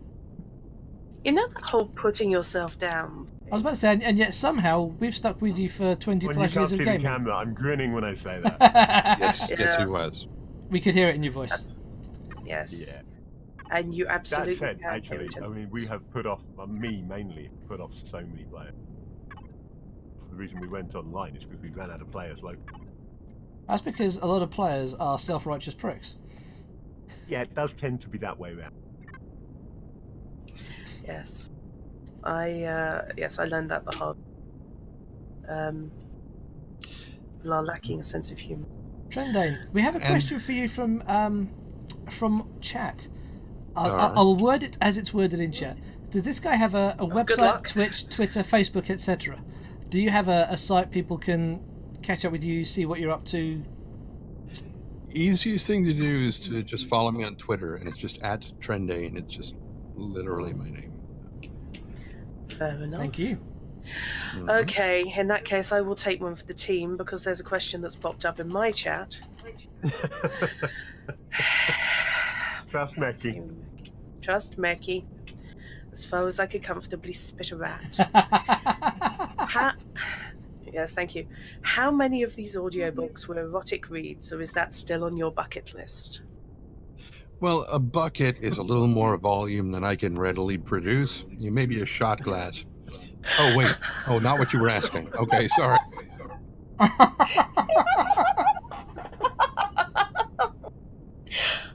Yeah. You've heard how the If Love and you- Spoonful got their name, right? Ooh, yeah. Oh, thanks for the reminder, dear. You're welcome. Yes, So- just for that. There is like I mentioned escape pod and everything else, and they at one point they were like, okay, so when we're doing your intro, when we're saying who the narrator is and stuff, we want like kind of a little biopic thing that goes with it. Can you write something up for us? I'm like what? And they're like, what? Because I have a really hard time talking about myself, and they're like, you just throw something together. I'm like, no, it's gonna be like weird, fake, werewolf stuff if I do that. And they're like, that's fine, go for it. I'm like, okie dokie. And so the Yeah, first can we have that time, in writing, please? and I did. I gave it to him, and it's like, there's only so much time you can spend as a werewolf phone sex operator. It was part of the biopic that I had written, to the thing. And the first time this poor person had to read it out loud on the podcast, you could hear that this was like the 8th time they've tried to say it without cracking up. And I'm like, no, I'm sticking with it. I'm going to lean into that all the way. But so, how many of them have been erotic? Not many. I have done 1 or 2. But mainly it's friends who have pinged me on a Discord or something and said, "Hi, I wrote something. It's kind of an erotic thing. Could you read this to me?" I'm like, yes, I can. And they're like, "Never mind, I'm spent." I'm like, "Okay, that's all I had to do." Suddenly, I'm reminded of, I think it was series Black Books. I don't know whether that made it over to the States, but it's a comedy show. And in the episode I'm thinking of, one of the characters has bumped into a guy she was at school with, who she cannot stand. He's got an appalling personality, but he's just got one of those voices. And is played by Peter Serafinowicz. Yes, Peter Serafinowicz, who, of course, is Darth Maul. And he's pretty much doing the Darth Maul voice in this episode. Nice. And he's reading the shipping forecast, and she's getting quite excited to the shipping forecast, and then it ends and goes on to Book at Bedtime, read by Joe Pasquale. It isn't actually Joe Pasquale, but somebody doing a fairly good impersonation. So she ends up picking him up to try and complete her entertainment, shall we say. And it is a hysterical scene. It really is. It's played so well by both of them. Yeah, There I was remember that. Yeah. there was a time where a friend of mine literally did that, where he called me and said, "I'm having trouble. Could you read this to me?" And he sent me a text file, and I was like, "Oh, okay. You owe me for this. You realize that, right?" He's like, I'm like, "Okay, all right. So long as we're clear." I mean, there's no question he was going to be fine with owing me. But anyway, whatever. So I'm reading, and he keeps butting in, basically going, "Faster, read faster." And I'm like, "Oh my God." Oh no. Oh, good So lord. good practice for cold reading then. Yeah, no kidding. Oh. It was hot reading though. Yeah. Uh-huh. And it would have been far easier if the writing didn't suck, because it was bad. It was no. It's like watching a couple of 12-year-olds trying to do, hot chat No. back and forth. I touch your No. thingy. It's like, no. No, I'm You trying to guys remember. did flag your streams mature, right? Yes. My Thankfully. streams are always flagged mature, sorry. Because just I swear a lot, so I figure if you can cope with that, you can cope with pretty much anything. No, I'm suddenly having flashbacks to the gaming and giving stream at the end of last year. Fish, the 12-hour. Yeah. Where they got Ben Meredith at the end. They were doing for £10 donations. Ben Meredith would read lines. He has. What's the best description of him? The voice of an erotic ne'er-do-well. Sounds. One of the interesting. voices in his arsenal is. Did you have to use an erotic and ne'er-do-well. arsenal in the same sentence? I didn't, but I did anyway. Okay. But they were just getting him to read things, just random stuff, some lines from various bits he'd done. And other things were things like, read the chorus from Toto's Africa in the voice of Elias Bouchard. Yes. That nearly killed about half of the audience, as far as I can tell. Just a combination of, actually, that's really hot, and also falling off the chairs. Because he did it and how he did it with a straight face, I do not know. Practice, Honestly. presumably. That takes up. But he does improv. Ah. Where I was Mhm. going with this is he comes from an improv background. That's his thing. We're talking about his thing in the context of erotic ne'er-do-wells. But yeah. But yeah, that's where I guess the whole acting, improv, drama comes in as the ability to step up and just leap into things like that. Yeah. Yeah. For a non-erotic comparative, the Powerpuff Girls. There was an episode of the Powerpuff Girls called The Beat-Alls. Yes. And Oh God, I should. There's a just reason I'm called watching that. Buttercup. Just watching it, it's impossible for me not to crack up. And I'm like, how could they stand in front of the mic and deliver these lines and not shit themselves laughing? I don't understand. I remember that episode, and I honestly, I don't know how. I can only assume many individual takes, Probably. and then an audio engineer crying quietly in the corner as he had to try and glue bits together. Nervous breakdown. So, I'm not being into the Powerpuff Girls, and certainly not having encountered this particular episode. What's the basic synopsis? premise. Yes. Mojo Jojo, the monkey with the giant brain. I presume I'm not really that into Powerpuff Girls either. So anyway, so Mojo Jojo is like this chimpanzee who's got like some kind of nuclear powered giant brain helmet thing, whatever. And he always talks like this. Yes. And so he eventually, since none of the individual villains could destroy the Powerpuff Girls, they decided to join themselves, whatever, join together and to come together, to use the Beatles reference. And they were called the Beat-Alls because they could beat anybody. And so they combined all of their powers and they just destroyed the Powerpuff Girls. And there was I can't remember the name of I think the monkey that they eventually threw against them, her name was Oh No No No, Yes. if I remember correctly. And It's the Yoko Ono alike. Yeah, and I was doing okay because there were Beatles puns throughout the whole thing, and I was doing all right, holding back the laughter. It was clench literally at a couple of points, but towards the end, where like the zookeeper or whatever came back to get Oh No No No, and she said, "But someday monkey won't play piano song." And I was gone. And I was just I missed the rest of the thing all the way through the credits. I was laughing so hard I could not breathe, and it was just Oh, Yeah, I used to watch Powerpuff Girls. I will confess that. The reason I'm called Druttercup is I've been Drut for ages, but there was just one episode of Powerpuffs where they summoned an imaginary friend to beat up somebody else's imaginary friend. So they were doing this kind of weird gestalt construction of an imaginary friend who could then win a fight. And one of them is quite practical, one of them is a bit vicious, one of them is basically Fluffy Bunny.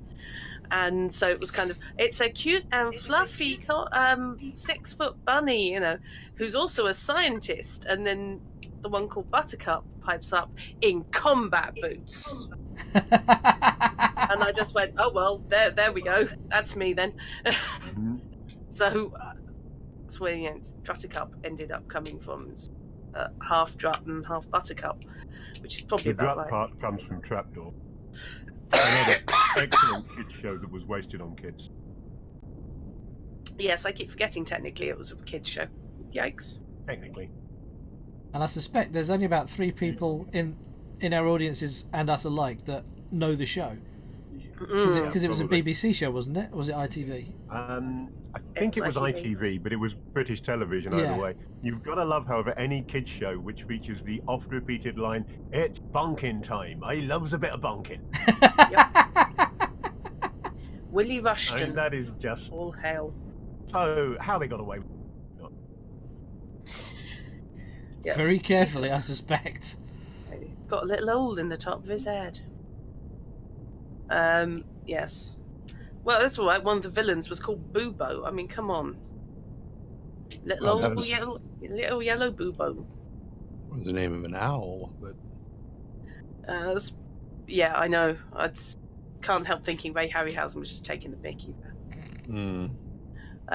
But then I do love a bit of Clash of the Titans. But yeah, it's an interesting one. Yeah, what I was wondering earlier. Ouch. Sorry. Do you have? I mean, of course, acting previously required agent. You go through, what have you. Is that still the system, or is it all sort of one-man band? Everybody finding their own work, or would you still go through an agency? Or it's a little bit of everything, honestly. Mm. A lot of times, I mean, very early on, you're not going to have an agent, so you're going to have to be finding your own work. By the time agents are looking at you, you don't need them anymore. By that point, you are getting so popular and so good at what you do, and people are saying, "Hey, we'd love to have you do this thing." And that agents are starting to notice you. You don't really need them anymore. That makes sense. But you still should get one, and it should still be a very reputable agent, because part of their job is to, I mean, it is not their job to find you work. It is their job to help you network, to advise you on what you're doing, but you still have to go out and look for work on your own. That never really stops. And me personally, one of my biggest problems is that when I complete a project, I have a very nasty habit of sitting back and waiting for the praise to come rolling in.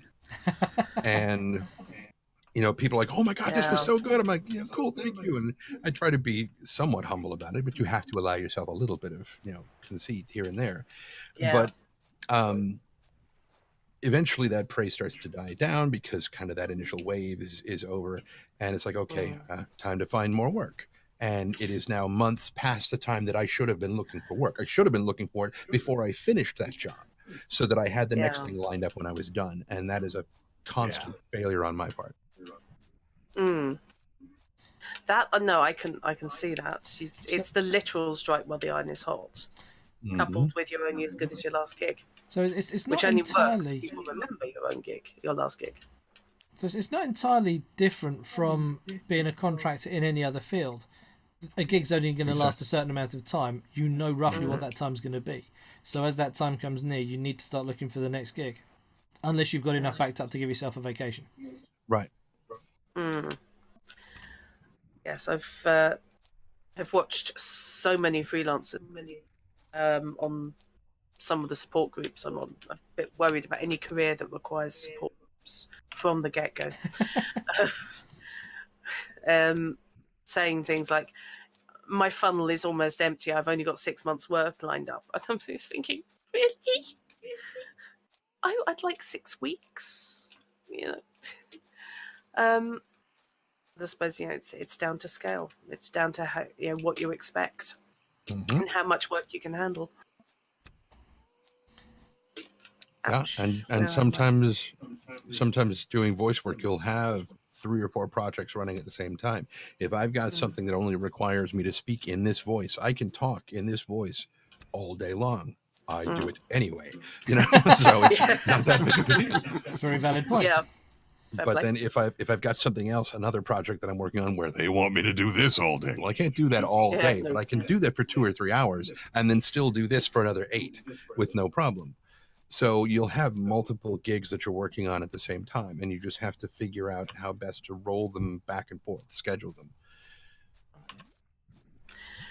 So how much of your work is done in a home studio, and how often do you go to a studio to do your recording? I'm going to err on the side of caution and say all of it is all done right here at my desk. That genuinely surprises me. Do you act as your own audio engineer as well? I mean, for example, I realise other actual paid-for programs are available, but Audacity is my weapon of choice when it comes to audio editing, because I'm cheap and it's easy. And it's free. And it works. and it works, yeah. I used that for years. It does. It really does produce an excellent result. Unless you're willing to then spend literally hundreds and hundreds and hundreds of pounds. There doesn't seem to be much in the middle ground to improve between free and full-on professional high-end. You basically, you know, how much work would you do on an audio file that you have produced in your home studio? Would it literally be just trim it to the bit you need to send and send it, or would you go through and do things like basic noise removal, clean up, that sort of stuff, or would you just trust to the fact that because you're in a no echo environment, it's going to be pretty clean? It really depends. And Yep. that is going to be I'm an good. answer for a lot of stuff. Yeah, sorry about that. No, it's fine. It's fine, because it is important for people to know that a lot of times it depends. It depends on who you're working for. It's like there will be people who are kickstarting games that you're like, really? When did you guys start making this game? And they're like, about 4 years ago. And you look at the quality of the game and you're like, yee. Yeah, Sure, I the can quality do is it. to be classified. Yeah, that looks like the original Neverwinter. Wow. Yikes. Okay. So this makes Pong look really good. If it's That's all right. I if just it's- heard porn there. Well, if you have a group that you know is not going to be able to, either not going to be able or they're not going to know that there's a certain amount of noise cancellation that they're going to have to do, or when you ask them, okay, what how many, like, do you want this at 14.4, you want this at 128K, what bit depth do you want? And they're like, whatever. And you're like, okay, do you want it as a wave or an MP3, or like, oh, MP3 is fine. It's like, okie dokie. That's a lot of compression. All right, I don't have to worry too much about Yeah. when you're dealing with people who clearly don't really know not what they're doing, but they're very early on in their career of making video games. You can kind of take it upon yourself to give them a slightly cleaner file than you normally would, because they're not going to be probably doing that great of a job about it. But if you're dealing with somebody who is, for example, a guy that I work with a lot, whose name is George Ledoux. He was the voice of Duncan Fisher in the MechWarrior video games. Oh. Yeah. When you go to the Solaris Arena and you're fighting Yes. in the Duncan Fisher, he's a damn good friend of mine. We've been working together many years. And anyway, a lot of times he and I will work on something, and we were working on a game called God's Trigger. It's kind of it's almost like Hotline Miami. It's like a top-down double stick shooter sort of thing where you're running around doing whatever crap. And I was the voice of death, one of the four horsemen. I was the voice of death in that. And working Can't with imagine George, why. it's just, actually he sounded a bit like this. And, Oh my he god. had this drug he was trying to sell. It was going to make everybody dead. It was wonderful. Anyway, so George knows what he's doing when it comes to cleaning files. So, and he's very specific. He's like, I want this file format. I want this bit depth. I want this frequency. I want this. I want this. I want this. Don't do anything else to it. Just record it and send it to me. And he's, he's acting as the audio director. So he's listening, making notes along the time scale. It's sitting there going, okay, he screwed that line up. At minute 30, that one's good. That's a good take. And so he's making his notes along while we're recording, like an audio engineer would, or a producer. And so he knows what he's doing when it comes to clearing, and he's very specific. He's like, do not do anything to the file. Just record it, save it, and send it to me. I will take care of everything else. All right, fine, no problem. But if it's a group that doesn't really know what they're doing, you might want to help them out a little bit with a little bit more stuff. That said, when it comes to audiobooks and whatnot, generally it's just me. So I do the recording, I do the editing, I do everything. And I have to get it set up and ready to go and match up to whatever Audible's, standards are. Yeah, that makes sense.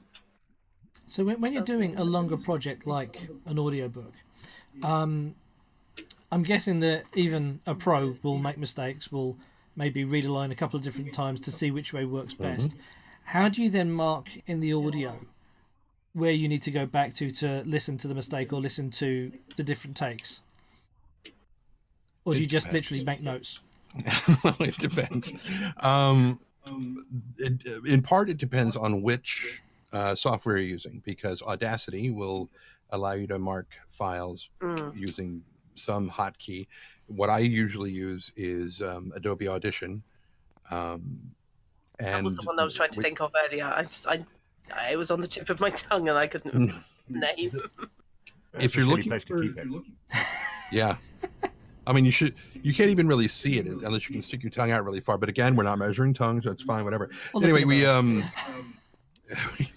but Adobe Audition is good, but you mentioned Audacity, which is great, and it's free. Another really, really good one that's a little bit more powerful than Audacity is Reaper. And Reaper it's kind of free. You don't have to pay for it unless you're going to make more than like $20,000 with it. You're welcome to make donations. They certainly won't object to that, but they don't have any sort of requirement that you pay for the thing unless you're going to make more than X amount of dollars with it. If I'm making that much money with it, then frankly, you feel free to have as many donations. But to specifically refer to Audition, which is what I use, as you're going through, when you realize you've made a mistake, you just tap the M key once, and it will put a mark on the timeline so that you can jump back to it very quickly. And experts, professionals, whatever, we all make mistakes. Every single one of us makes mistakes. And when you asked that, it actually reminded me of a question that I was asked at a panel a little more than a year ago. And it was something that I never hear said at convention panels and whatnot.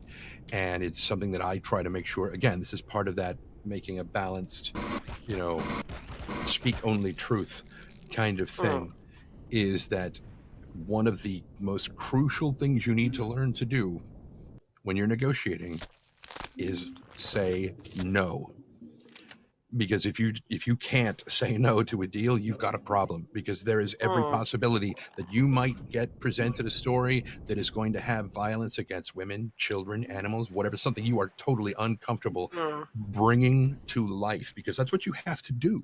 You have to evoke these images and give them literally the breath of life. And if you can't do that, you tell people no.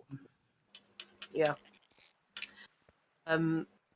Example, while probably no problem with describing violence, because hey, GM, if it came down to sexual violence, then yeah, I probably would be looking a content warning on the job, if you see what I mean, to know what I was getting into, because there are some things that you take one look at and you go, you know what, maybe not.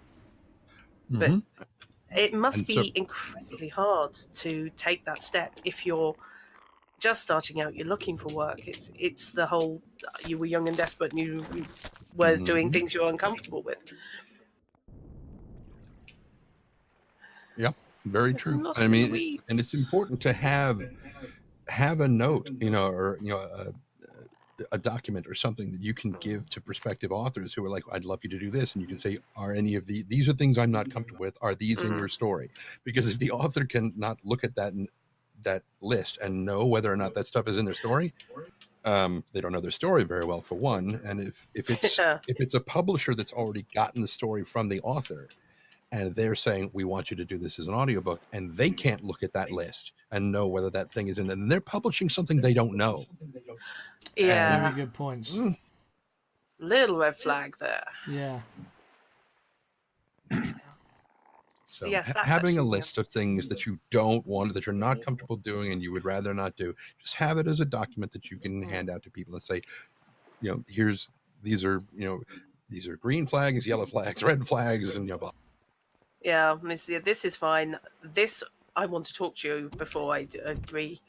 This, no, not happening. Yeah, fair enough. Do you say that from a position of experience, having been presented with something that you couldn't do, or not couldn't do, but wouldn't be comfortable doing? Want to? Yeah, I'm trying now to remember what it was. Okay, sorry. Sorry. No, it's fine. It was actually a good friend of mine who had just gotten his book published, and I had actually helped with coming up with one of the characters.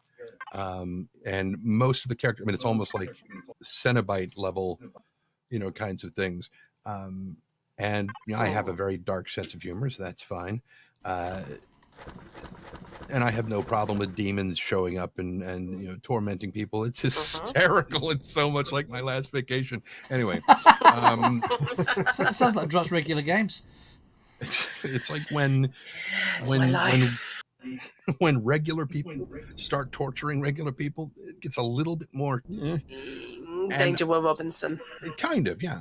And there were elements of the story that I was like, this is a little off-putting for me. And if you really insist that either I'm going to narrate it or there's not going to be an audiobook, we can talk about it, but it's going to cost you more if I have to do this. And he was like, it's fine. I'm like, no, that was too fast. That was too fast. Yeah, that's where you start looking sideways at it with a. And I know why he wanted me to do it, because he knows that I know the character well enough because I helped him come up with it. So I could definitely give this guy a life that just a regular person couldn't, because I'm more familiar with the character's background and its origins. But yeah, no, I can understand that. That is actually something that hadn't even occurred to me. It's one of those things that will probably come up, but being forewarned and knowing that it's worth asking and having it ready to go, rather than feeling like you have to make an excuse every single time you pitch for work. Something that hadn't actually occurred to me. I mean, presumably it's something that the producers, the directors are familiar with, people having these lists of stuff that they're not comfortable with. Right. Personal red lines. Yeah, I mean the panel where I mentioned that thing where I first told the group that was assembled there, when I told them, I said, you need to be prepared to say no if there is content that you are not comfortable bringing to life. And as I looked, there was a lady all the way back in the back row, and she was just sitting there very slowly nodding. I was like, she's been in this situation. Oh. Immediately I could see that she had either been asked to read something that she was not comfortable with, or knew somebody that had that come up, because there was just something in there, just that slight, it was a very tiny nod, and nobody else saw it because she was all the way at the back of the room. But I was like, oh, she knows. She knows. Yeah. The one other thing that came to mind, and I don't remember who it was that asked. It might have been Knight. About when do you sit down with the author and talk about, okay, can we read this way, or changing things around a little bit if it's too difficult. Mm. In general, the way to view it is that this is practically Shakespeare. You don't change the author's words Mm. unless if you see something that is like a spell checker, there's like 4 different ways to spell the word for. There's FOR, FORE, FOUR. It's like, so you might have spelled the word properly, but it is the wrong for that sentence. And so a spell checker might not catch it. Yeah. And it is those of us who are reading aloud, hint, hint, hint, hint, hint, hint, that we will see errors. But every now and again, I will make a mistake where I will reorder the words in a sentence because it's the way I would say it. Instead of reading what's written, I read what I think the author means, and I translate it into the way that I would say it. And I don't notice it until I go back and I've already gone through and taken out all of the actual mistakes, and then I'm doing a final quality control pass, and I'm reading along with it, and I'm like, oh, no, that's not what that says. Yeah. And I have to go back and re-record it because you don't get to change the author's words. Even if the author's words are wrong, it is their story. It is our job to bring it to life, even if it's spelled wrong. That makes total sense. Yeah. Again, not a thing that I had thought of. Okay. Shh. You can. Oh dear. Hello. What's going on? Something eating me? I don't care. I was underground and underwater, and all of a sudden my Stamina was gone. they're just sort of vanished. They're not quite sure what's going on. Let's get the hell out of Dodge, shall we? Because, as Knight said, I'm tending to come at things from a slightly technical point of view because it's just me. Show reels, demo reels. I've heard so many different conflicting descriptions of how long a demo reel should be, how you should split them up, how many different each one should contain, whether you have different demo reels, logically, for different types of work.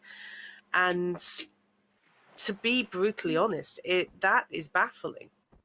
It's it's how much should be in it, what should be in it, how long should each segment be. It's a technical thing that I keep tripping over because I'd like to put one together for myself. It's what in the blue blazes do you include, and how much? Okay. You might be slightly frustrated to learn that the answer is... It depends, yeah. I was braced for that. I was ready for you there. Could see that one hoving interview. But no, that is, again, it's completely understandable that it must vary sector to sector. It's going to be a different response for if you're putting together an audiobook demo reel, which coming at it from somewhere where you don't have an established body of work to work with, what would you put in to a demo reel which would then be replaced later on by work you've actually done, not been paid for, but actually that is the way to do it. Yeah. You are absolutely right. What would you start with? Would you just pick some, say you wanted to do an audiobook one, would you simply pick a selection of passages to read and to give a demonstration of your different skills, or would you do one long reading? Because one of the sites I was lurking on was saying, oh, obviously you want to give them a really good idea of how much you could do and that you can do a good consistent reading. So your demo reel wants to be at least 35 minutes long. And I thought, really? And that's just a one passage? I just thought, Let's see, how would I respond to that? If I were responding, I think I would say bullshit. I will confess that that's a did good trigger. That's That did trigger my nope alarm. That was a one-man band site, somebody setting themselves up as a voice coach. Mhm. And I thought, I bet you charge by the minute for studio time. But never mind. It was that sort of feel. Let me give you an example here. I'm going to read something, and as soon as you have figured out whether or not I can do this voice, you say stop. Okay? Mm-hmm. The one thing I only worry about is the current locale is that it's just south of Zirek. Okay. Yeah. So do you need 35 minutes of that, or did you figure it out in 4? I was there in a it's- few seconds. It was very clear, Yeah. very fluent, very. Right. It was there. Yeah. Audio directors are exactly the same way. They know exactly what they're listening for. They know exactly what they want. They don't need to listen to you do a voice or an accent or whatever for 15 seconds. They only need like 3 to 5. Yeah. So there is the old saying about, having an elevator pitch for something. It's like you've got 90 seconds to pitch this story to this person before the elevator gets to the top. I think you've got them locked in this elevator. You've got 90 seconds. You better tell them enough about the story that you can sell it to them before they get where they're going. And 90 seconds is all you need. If you're doing 3 to 5 seconds per sample, I mean, that's quite a bit in a minute and a half. If you're doing commercials, pick commercials off the TV and just replicate them. Just you do them and put that on your demo reel. Talk about breakfast cereals or car parts or whatever this new pregnancy test thing is that all you have to do is spit on the stick, whatever. It's like Yeah. That's a whole different story between me and my father from way back when. Anyway, one of my favorite Sorry, stories that about was my an dad. incredibly dirty laugh. That's okay. It was fine. Icarus, but take a picture. Sorry, you only it's need really beautiful it's okay. sunset. Oh yes, no, yes, no. I can't believe I said that. I hate it when people do that. Yeah. No, which is it? Yes or no? Pick one. Pick one, stick with it, dude. No. Yeah. Is it no or yes? Anyway, sorry. Again, distracted. It's fine. But And breathe. do a demo reel for commercial. One of the other things you were asking, how many do you need? Do one for commercials, do one for video games, one for audiobooks, one for whatever, and then have one that's just a general thing that's got a little bit of everything. Because if you're doing phone trees, IVR, interactive voice recording, They don't need you to be talking like this. probably, unless you're calling Blizzard, then For customer support, please press pound firmly. I think at the moment, if you call Blizzard, what you get is, please don't hurt us. Stop shouting. yeah. But and then have one that's just kind of general purpose. It's got a little bit of everything. But if you've got, you're doing one for like corporate speeches or whatever, you probably don't need your voice or your video game stuff in there, probably. But if you're auditioning for video game stuff, definitely have one that's just video game stuff. Fair enough. So overall, assuming that you broke it up into your audiobook, I don't know, a few seconds, just say 15 seconds per go. How long in total would you want a demo reel file to run for? For an As an audiobook? example, yeah. Um, I mean, I suspect this is basically where I'm headed.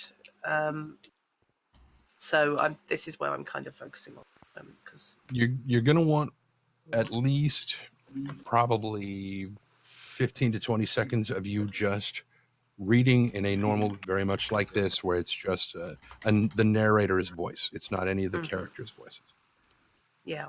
Then pepper in a couple of characters' voices, and then especially if any of them have any kind of emotion to them, any where a character is crying or angry or jovial or whatever, so that they will know how you will sound when you are crying. If it's the same sort of situation where it makes no sense to start the sentence that way because I haven't made a comparison to it anywhere before this. So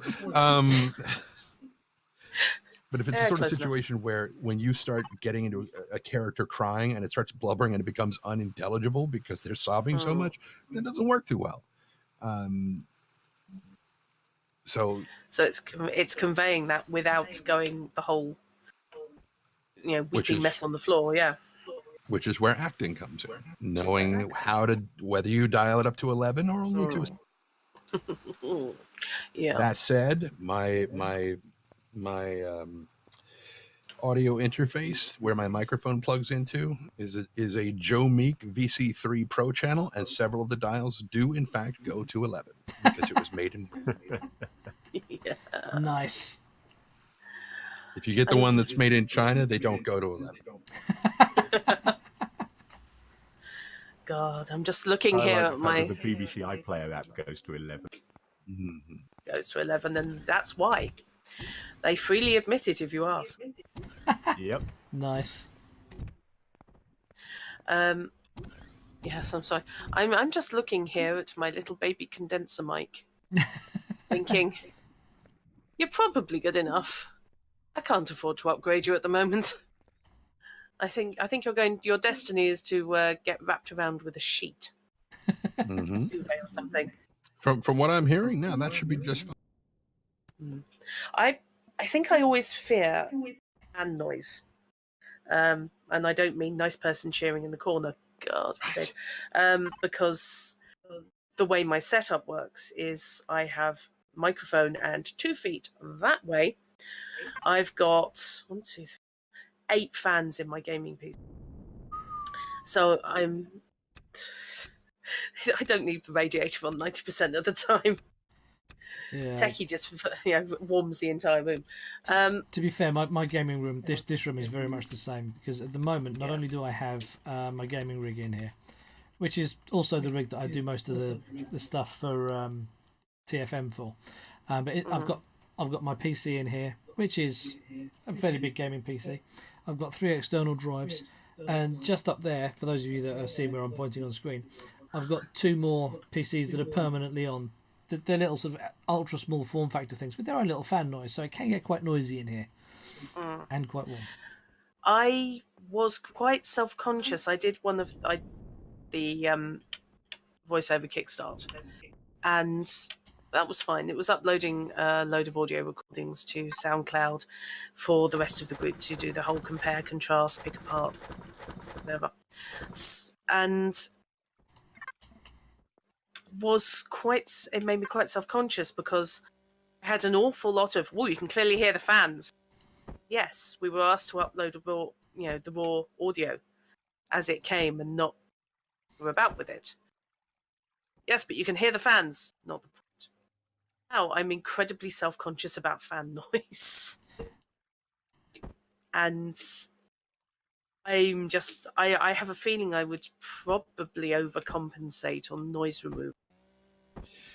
That is possible, and it is very easy to do.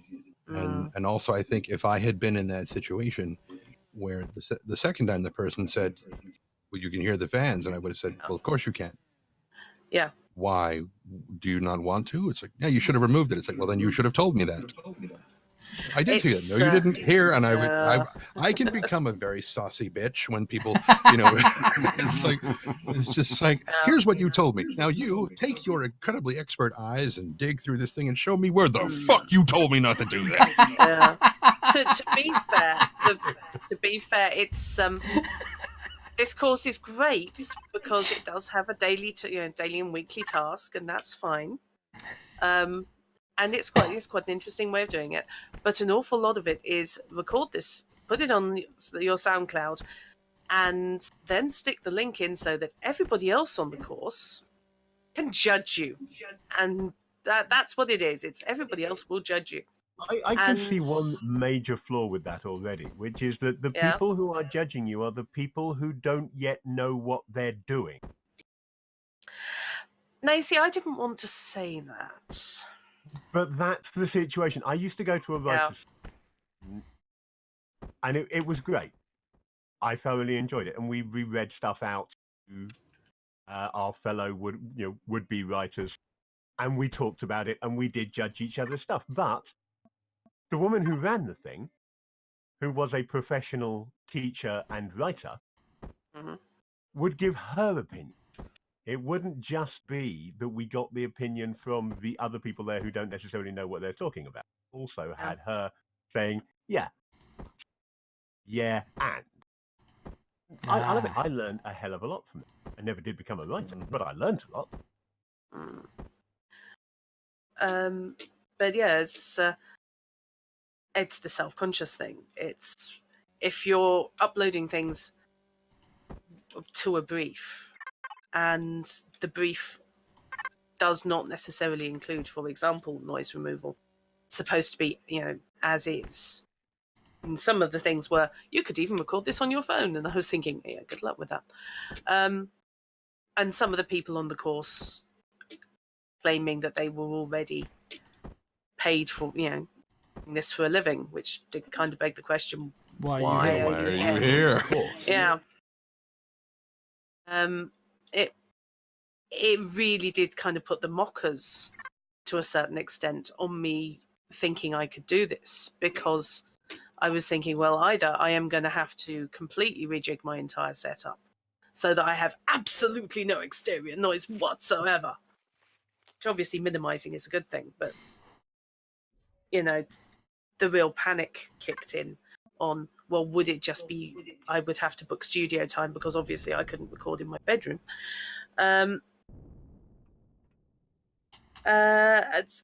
Or am I then going to risk damaging the file because I'll just be running over and over and over on the background noise removal in a blind panic to try and make it as clear and pure as possible? It's a bit of an ego kicking. Can be. I think I hadn't quite appreciated how judgmental people can be because they're expecting perfection, even though they themselves are novices. So they're not expecting anybody else to be. It was a weird thing. Was my experience. That's partly why I never went for the paid-for version of the course. Now, see, that's the Which same you course did. that I did, and I did go on the paid-for version. Yeah. I didn't get quite that level of in-depth. No, not in-depth. Hypercritical? Yeah, thank you. Feedback on the pieces that I submitted. Where they wanted a raw file, uploaded a raw file, and people said, yes, I can hear the background noise there. I can hear where you might, when we submit more refined pieces, want to do some work on noise removal. But they weren't saying, oh, I can hear the fans. So I think possibly part of that was down to the crowd that you happened to be with. I found it fascinating because the first thing you put up is it's supposed to be your natural read, which is basically your name, where you live, and everybody reading the same line. Yeah. Hi. And then it's supposed to be, yes, hello, my name is, that sort of thing. Hi, I'm Nightbites. And- I'm a gamer. This is me talking in my natural voice. Yeah. Which you guarantee the first 6 times, no, it isn't. Yeah, it's that mechanical, robotic. Hi, my name is Nightbites. I am from England, and this is me talking in my normal voice. Yes, where you I'm sound... Fishy. I have no idea what my normal voice sounds like. Therein lies the difference between narration and recitation. Yes. And basically the aim of that was for everybody to judge everybody else's files and say, what they think your voice is suitable for. A given list. Is that what it said? Did it say judge? I'd need to go back to the original emails, but I have a feeling, yeah. I don't think Is it- judge was. Gauge I think, may have been used. yeah, I can see critique being a good word to use there, but not judge. Assess But- might be used. yeah. But the setup was essentially, here are various categories of work. And, you know, just say what you think various people's voices would be suitable for. There was Both interesting and oddly limiting. yeah, there was a voice acting panel that I went to. A friend of mine wanted to go, but he didn't want to go by himself, so he asked me to go with him. And again, it's one of those moments where you kind of get a little bit conceited while you're looking around the room, and you're like, I am so much better than all these people. Why am I in here? I don't understand why I'm in. I'm in here because my friend asked me to come in. And so there was a point where we were all standing in a circle for the last part, and we each had to take. There was like a paragraph we each had to read. Each of us took a sentence, and we were supposed to read it in one fluid thing all the way around. Oh, And Lordy. so that the person next to you had to be ready to pick up that next sentence in the same tone and timbre you were using, so that it just flowed all the way around the circle. And I was like, okay, this is actually kind of a cool exercise. All right, I can handle this. And there were all these exercises that I was already familiar with, and a lot of the people who were there in the class, it wasn't really a class, it was more of an evaluation, but several of them I was like, okay, yeah, these people are, definitely they could get started in this. Sure, no problem. I'm a fair bit beyond where these people would be, but yeah, a lot of them are doing fine. And we all, when somebody finished reading, we applaud and we act very supportive. And I was like, I can appreciate that. It is good to support people, but there are points where you need to be able to tell them this was good. However, you need to work on this. And there really wasn't a lot of the critique aspect of it. It was very kind of, not necessarily kind of hippy dippy touchy feely kind of, let's just, tell everybody that they're great and let me pitch my voiceover classes at the end of the thing, which is basically all it was. Because I got the same letter that my friend got saying, we've determined that you're good enough to come and take these courses. And I was like, bye-bye. Gosh, nice of you to say so. If only Yeah. somebody had been paying me for this for years. Yeah, fair enough. Yeah. There's a lot of... not going to say dodgy, because that's rude, but A lot of potential for There's a lot of unpleasantness. lacking accurate in and- content. Yeah. I mean, you've got a lot of people out there who fall into those who can't do teach sort of situation where they themselves are not good at voice acting, but they're good enough to make people who are just starting out think that they're very good at it. And so they can take all the lessons that they have learned, monetize them, and tell people, come, I will teach you how to be a great voice actor. And there are some valuable lessons in there, but you could also find them in a book that you would pay $20 for on Amazon. Yeah, and I would like to make very clear I'm not including the chap who ran the voiceover Kickstart in that category. He actually did have a lot of really useful stuff. It's just there were also some complete knobs. Yeah, it's Sorry, I'm in the night. you did mention books on Amazon, and obviously there are other bookstores available. Spot that I used to work at the We BBC. grew up watching the BBC. What do you mean grew up watching? I Worked worked for the there. BBC. True. Are there yeah. anything you would recommend? No. Okay. I mean, when I say no, I can't think of any. Everything that I've learned is just, I've learned through just playing around and doing silly voices with my friends. I've had no form of official training whatsoever. So drama class in high school, that's it. the rest of it is just stuff that I've just picked up working, going from Renaissance Festival to Renaissance Festival around the country on the circuit, or hanging out at Texas Women's University, helping them build, sets for whatever the next play was that they were doing. Because I certainly wasn't going to Texas Women's University. I wasn't enrolled in Texas University of North Texas, which was right next to it, but I was hanging out on campus all the time, but it was like just talking to people, and it's, I mean, I'm sure that, and there's only so much you can learn from a written book. There are points where you're probably going to have to, I mean, you can get a lot of tongue twisters. You can find a lot of tongue twisters, which will always help. But we learn by doing. Ultimately, that's going to get you more experiences actually doing stuff. Yeah, that makes sense.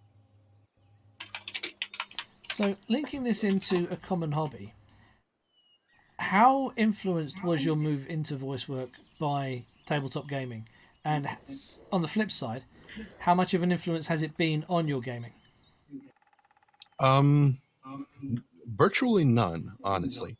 When I was growing up in Texas, D&D, which was pretty much the only tabletop RPG game there was, it was the devil's work, and you didn't play D&D in where I grew up. That was Satan worship, and you didn't, no, there was none of that. So I didn't really get to actually play D&D until I was pretty much in the Army, and I was stationed in Hawaii. Some friends of mine were like, "Hey, we're having a D&D game. Do you want to come over and play?" And I'm like, "I don't really know how to." They're like, "It's okay, we'll teach you." I'm like, "Well, I don't want to like screw anything up and get anybody killed." Like, no, it'll be fine. And so they handed me some pre-made wizard characters, like 5th or 6th level, and eventually the DM comes around to me, and I'm watching what's going on in this scene. I'm like, "Okay, yeah, all right, I understand exactly what I need to do, but I'm not exactly sure." Okay, that's all right. That they said they'll teach me, it'll be fine. And the DM is like, "So what did you want to do?" I'm like, "Fireball," and everybody starts screaming, "No!" And of course, this DM has that thing that if you say the name of the spell, you just cast it. And no. the fact that I didn't know what I was doing, that didn't matter to him. I was asking a question. I was not casting a spell, and so I almost vaporized everybody in the party. Excellent. Well and at that done. point, I was like, "No, I'm not playing this again for a while because you are a dick." And I was like, "I'm out. I'm not playing D&D again." So I played the Palladium role-playing game for a while because it had the wolfen characters, and furry that I am, I absolutely love werewolves, and they're fantastic. And oh my god, I want a werewolf lumberjack boyfriend. Oh, they're great, so good.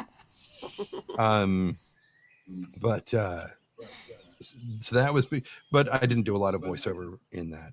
When it came time to, probably about 10 years ago or so, when I was really starting to get into Pathfinder for the first time, some friends of mine were playing, and my housemate, who was the GM, he's like, "Do you want to play?" I'm like, "I don't know. It's such a long trip to walk down the stairs to the dining room. I don't know if I can."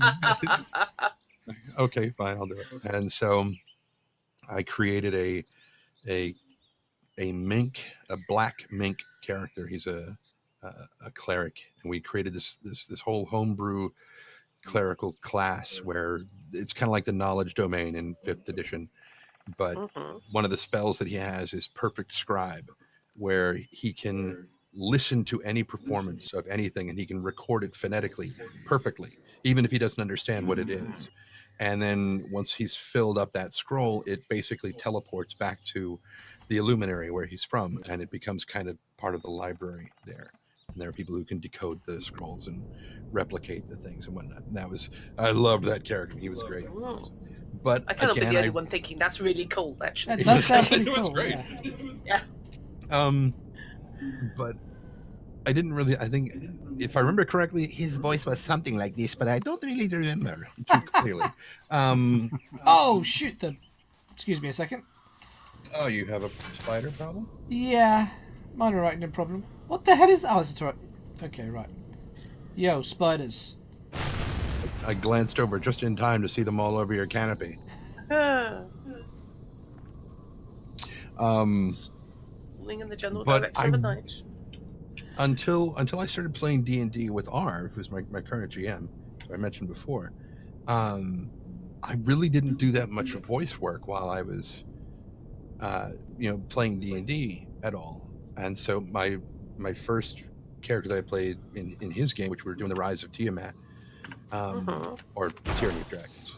First it's Hoard of the Dragon Queen, then the Rise of Tiamat, whatever. So, Enough. yeah. I think I can have to spell this. So my There were first dragons character- involved. Yes. So my first character was a druid named Fifely Harper, who sounded very much like this. His parents were both harpers. Well, by that I mean they were bards, and they wanted to have a bard as a son, but when he actually turned out being a druid, he was a bit of a disappointment. But, so that's what Fifely was like. And, then our current thing is I'm playing. We're doing the Curse of Strahd, and I have a metaphysician, which is basically I don't even know how to describe it. He's kind of a. Oh no, that doesn't fit either. Mystical Basically, doctor? kind of, but he's not a doctor. It's just it's metaphysical, not physician.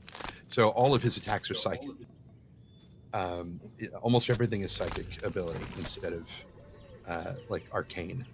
The basic premise is that you have devoted your life to figuring out how the arcane and the divine work in such a way that you can replicate them using psychic ability, the conviction of your own sense of willpower. Yeah. Kind of thing is sort of how it works. But I made him very, very short. He's like maybe 5'2", maybe a little shorter. And he's a very slight man. He's got a homunculus bottle in which there is a homunculus that looks exactly like him, but it's like the size of a squirrel. And so his name is Weller Pale. And Weller Pale talks like this. Everything he's always talking about. Oh, I have to get it. And he's always taking samples of everything. Horse urine, graveyard soil, anything. He's just taking samples of stuff all the time. And so he is Weller, and the homunculus's name is Weller.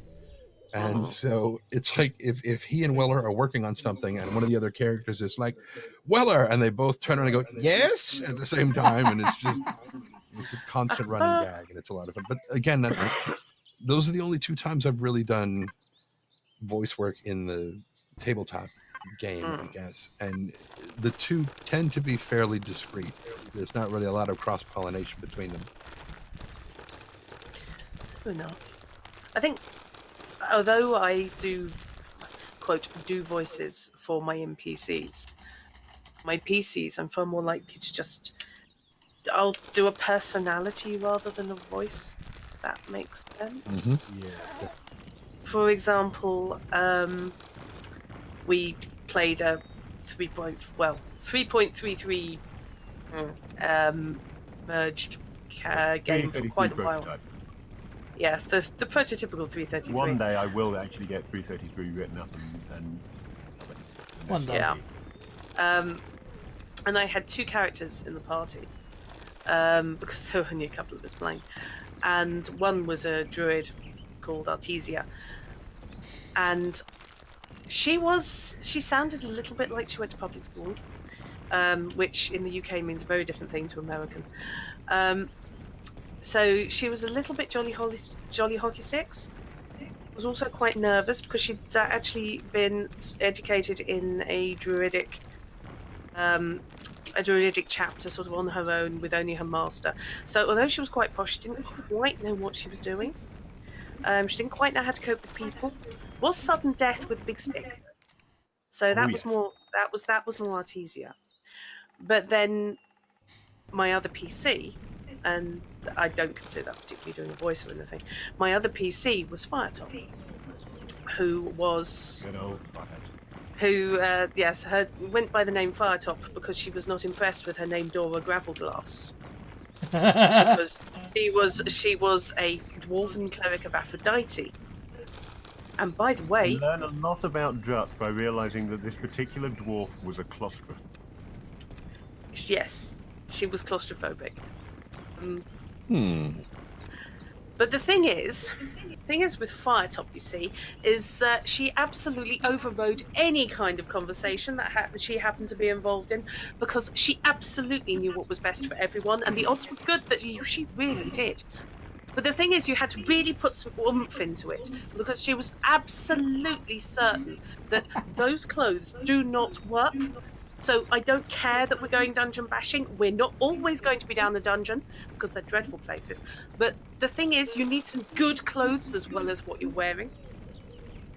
So it was more personality behind it than an actual change of accent or particularly changing voice. And I cannot recommend dragging one of your characters shopping with the other, because the GM will make you roleplay it. Especially if that GM is Well, fish. if it's me, yeah. Yeah.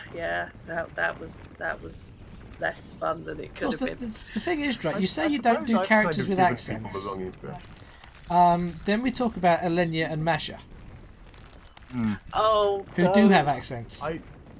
I suppose, yes, the same applies to you. I was about to say that I've kind of given people the wrong impression, because the games that we have streamed recently, my characters have had accents, and yet if you go back over my characters in the past, if a character has an accent of mine, it's usually just a variation on how upper class they sound. Yeah. British upper class. Yeah. Although, I have run a few Northerners, because when I was a kid, that's of how I talked every year, because we'd go and visit relatives in York, and I'd come back and nobody at school could understand a word I was saying, because I'd come back speaking broad York, and it only lasted a couple of weeks and went away again. But in the meantime, that was just how I spoke. There was no effort, it wasn't deliberate. It just happened because I'd spent a couple of weeks with people who all talked like that. But That is recently, not of course, a fucking I pangolin. seem to be doing accents for some reason, and I don't know why I'm suddenly doing them. Yeah. I'm just terrible at accents, but this hasn't stopped me trying, which is a bit tragic. Well, really. I omitted And the it's word going- terrible sentence. I meant I'm suddenly doing terrible accents. The thing is, though, it's fun to try. And It you're never is. going to get any better You if just you. have to do the job. This is the problem. I strongly suspect, however, that at some point I'm going to end up with a really pissed off resident of Johannesburg who wants a word about Elenia. Did I mention But- that I'd shown those clips to a couple of my workmates? No. One of whom's from Joburg, Oh, shit. the other's from Durban. No. Love it. Oh, no. I'm a Oh, bad, no. bad man. The problem is that for some ungodly reason, I decided on South African, and I have a bad habit of watching District 9. So, unfortunately, it's not just a generic South African accent, it is the specific Because Van Van der der Merwe. Merwe, Vickers Van der Merwe, Joburg accent.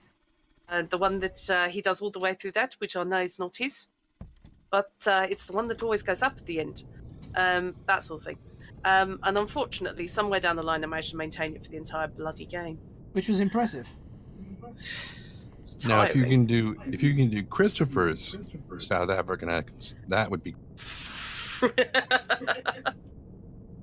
That would be astounding.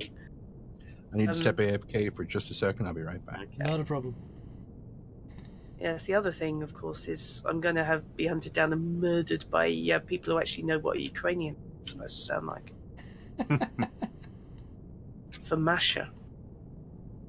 But I know thing I've with, said it recently. Um, We never mock with accents. Maybe bad the at thing them, with but we're not role-playing doing games it. is it is just all fun. Yeah. Yeah. You're doing a voice. If you're doing a voice on your character, you are doing a voice to distinguish that character from other characters, or to add certain perceived personality traits to it. For example, when I've played Northern characters, I haven't. When I say Northern, they haven't been in real world, so they haven't actually been Yorkshiremen.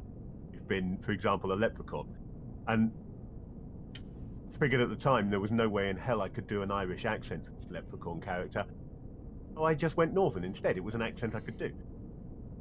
But Yeah. along with it, it was a leprechaun who had a Yorkshire personality. other than the traditional Irish leprechaun personality. Because Yeah. that was the accent I was doing, and it just fitted. Hmm. So that was the character who, when the party left behind 5,000 copper pieces because they were only copper and they couldn't be bothered with it, put it all into his bag of holding, so his portable hold. And at the next inn, paid for everybody to stay in copper. Oh, that's evil and funny, but mostly evil. Yet funny. But yeah, funny. Yeah. Yeah, I suppose weirdly, one of the accents I can do most reliably is one I really hate doing. Which one's that? Estuary. I'm more. Estuary English. You get old Thanet accent. The one where you surgically remove all your hard consonants and you're not allowed to actually say a T or a D. Hence, Thanet actually starts with an F. And it doesn't have the T at the end.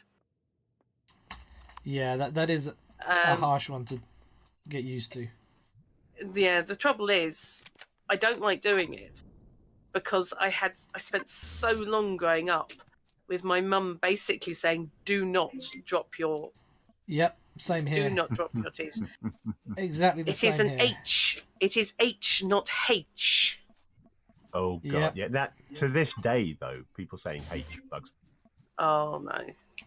You know, I would apologize to anybody listening who says H for the fact that that annoys me. I really shouldn't be judgmental like that. But no, it annoys me. I'm not going to. Yeah, I have to admit, I'm with you on that one, Fish. It annoys me too. But then that's largely because my father was an English teacher and he drilled it into me for pretty much my entire youth. Along with, as Dwight said, not dropping your T's. I tell you what, we have boarding ramps now, don't we? Yeah, cool. my mum nearly went to war with my English teacher at secondary school because at a parents' evening, my English teacher said Linda might find it easier to make friends if she dumbed her language down a little bit. Wow! And didn't sound so I posh. can't imagine teacher saying, my God. This was at a grammar school, and I was Yeah. basically told that I spoke in a way that alienated my classmates. And you were at the posh grammar school, not like the one I was at, which was this is the grammar school where we send all of the people who didn't make it into the other two. Yeah, but both of you went there, so I'm not going to Yeah. slag Knight anybody knows, off yeah, in Grant Payne Knight knows that. what I'm talking about. He went to the same one. Yeah, exactly, yeah. Yes, you failed to get into the boys' equivalent, which is now merged, of course, with my old. Yeah. Yeah, I mean, And my parents were told why it was that I didn't get in. really? And it has nothing to do with academic standards or anything like that. It was purely and simply because they were foolish enough to put a second choice on the form. Oh, And how you got in was you didn't list any other school. wow. Oh, right. I make. But Yeah, I don't have that excuse. It was my parents' first choice. Largely because Yeah, it's I just don't around the either, corner from where I lived. I don't That's okay. either because I don't know what you guys are talking about. That's fine. it's okay. We're simply lamenting the school we went to. Educational system. Yes. It is a Thanet educational system because the rest of the country doesn't have grammar. And for a very long Most time. of the We're rest of the clinging country on to doesn't. them around here. Yeah, they still have them here. Yes, they still have them here. They still have them in Oxford, apparently. Oxfordshire. Which surprised the hell out of me. No, I was pointing out that the I easiest would have found it I can slip fascinating. into is this one, which is your Thanet accent, which is your estuary English, which I can't do. I don't like doing because it's too. It's been drummed into me not to do it. But the thing is, you have to kind of strip out any kind of differentiation, and you can't have any hard consonants. Yeah, you know what I mean. Harry. No, it's dreadful. It's dreadful, but that's what everybody sounds like around here. That is the standard accent for this area. As with me and my generic North, which used to be Yorkshire, is generic North these days. Mm-hmm. It's just familiarity what led you to do it because it's everyone that you talk to on a daily basis. And I would say that if anybody tells you, don't ever use this accent. That is incorrect. You need to have every accent you can do in your quiver.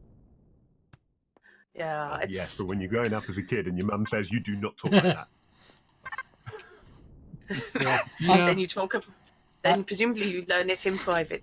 Yeah. Shame. I have to admit, I'm wishing now that I'd spent more time being able to pick up the accents from people around me, because and hold on to it, because when I was a kid, much like Fish, whenever he'd go up north, he'd come back with a northern accent. I would do similar things, and I can't for the life of me call on those accents now, which pisses me off. No, I wish I had managed to pick up my grandmother's, because my grandmother was from Rwanda. Yeah. She was from the South Wales valleys, and from sort of mining country. And I cannot do a Welsh accent to save my life or anybody else's, because it goes into Pakistani if I try. Which is really not where you want it to go. Which is not where I'm aiming.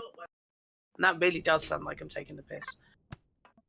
But no, I think, yeah, I can see what you mean. Practicing accents, it's got to be something you can do, even if you're not going to market yourself as an accent specialist. If that makes sense.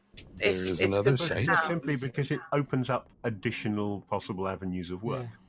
Somebody's looking for a specific accent and you can't do that accent, you can't do that job. There is another website called IDEA. I think it's IDEA.com. It's the International Directory of English Accents, I believe. All I've right. heard of that. I can't remember why, but I've heard of it. And it is basically recordings of pretty much every accent you can think of, That's a good one. as read by people who natively speak that accent. Yeah. So that you can learn the idiosyncrasies of it and whatnot. A lot of the really good professional voice actors make use of that a lot. They study the accents that are there. I think it was possibly in one of the interviews that come along with Big Finish audio dramas. You mentioned that. It was one of the actors on there, but I can't remember who. You mentioned the idea. Yeah. Yeah. I'm always feeling slightly diffident practicing accents, especially. The most obvious way for me to practice accents is to do it in game sessions, because I've got a wide, especially when I'm running, because I've got a wide enough range of cast members. I can impose different accents on them and get practice in. But I do feel slightly nervous because I really don't want people thinking I'm taking the piss when I'm not. Good, because that's not your job to worry about that. Yeah. Unfortunately, if you do end up offending people, there's only so many apologies you can make, I think. Which is why at the bottom of all our roleplay streams I have a scrolling banner saying roughly exactly that. We apologise for the accents, we know they're bad, but we're going to do them anyway because they're fun.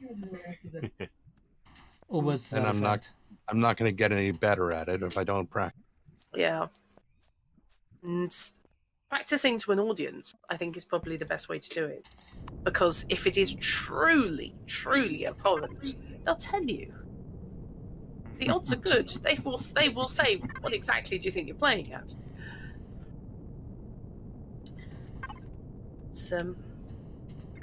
I think more accents are rarely going to be a bad idea, because if nothing else, they're different vocal exercises, aren't they? Yeah. They use different of vocal and mental muscles. There's some things that just don't make sense in different accents. There's a YouTube video. I think it's a YouTube video of a guy. There's a couple of guys. They're on a bus, like they're just hanging out on a bus or something. And the guy is kind of sitting on the floor in the aisle, and all his friends around him, all his mates, are just calling out different accents, and he's just jumping from one to, and he goes through like a dozen and a half different accents. He's just jumping back and forth. And as I'm watching this, and I'm thinking, okay, that's all right, that's pretty good. I presume That's pretty good. I'm no expert on that accent. I don't know if it's accurate or not, but it's good enough that I would be convinced. And the more I went through it, I was like, okay, this is all really impressive, but he keeps saying the same stuff over and over and over again, which is part of the example I usually make when I'm like, this is why acting classes are so important, because it doesn't matter how many different accents you can do. If you can't improvise a story or act with them, then it's really not going to help you at all. Yeah. Yes, if all you can say is the same 6 rote phrases. Yeah, learning something by writing an accent, I guess, isn't the same as being able to say anything in that accent. Right, because a lot of times it's not just the accent, but there are also colloquialisms, regional slang that people don't account for, like H. You guys were talking. Yes, it's a sort of a collective. I think all the air just left the channel. Yeah, it is. It's a hideous thing. It's a colloquialism. It's worth learning. Equally, there's things like you can tell things written by an American author, for example, even though they may not think it shows, which just doesn't make sense in an English accent. Yeah.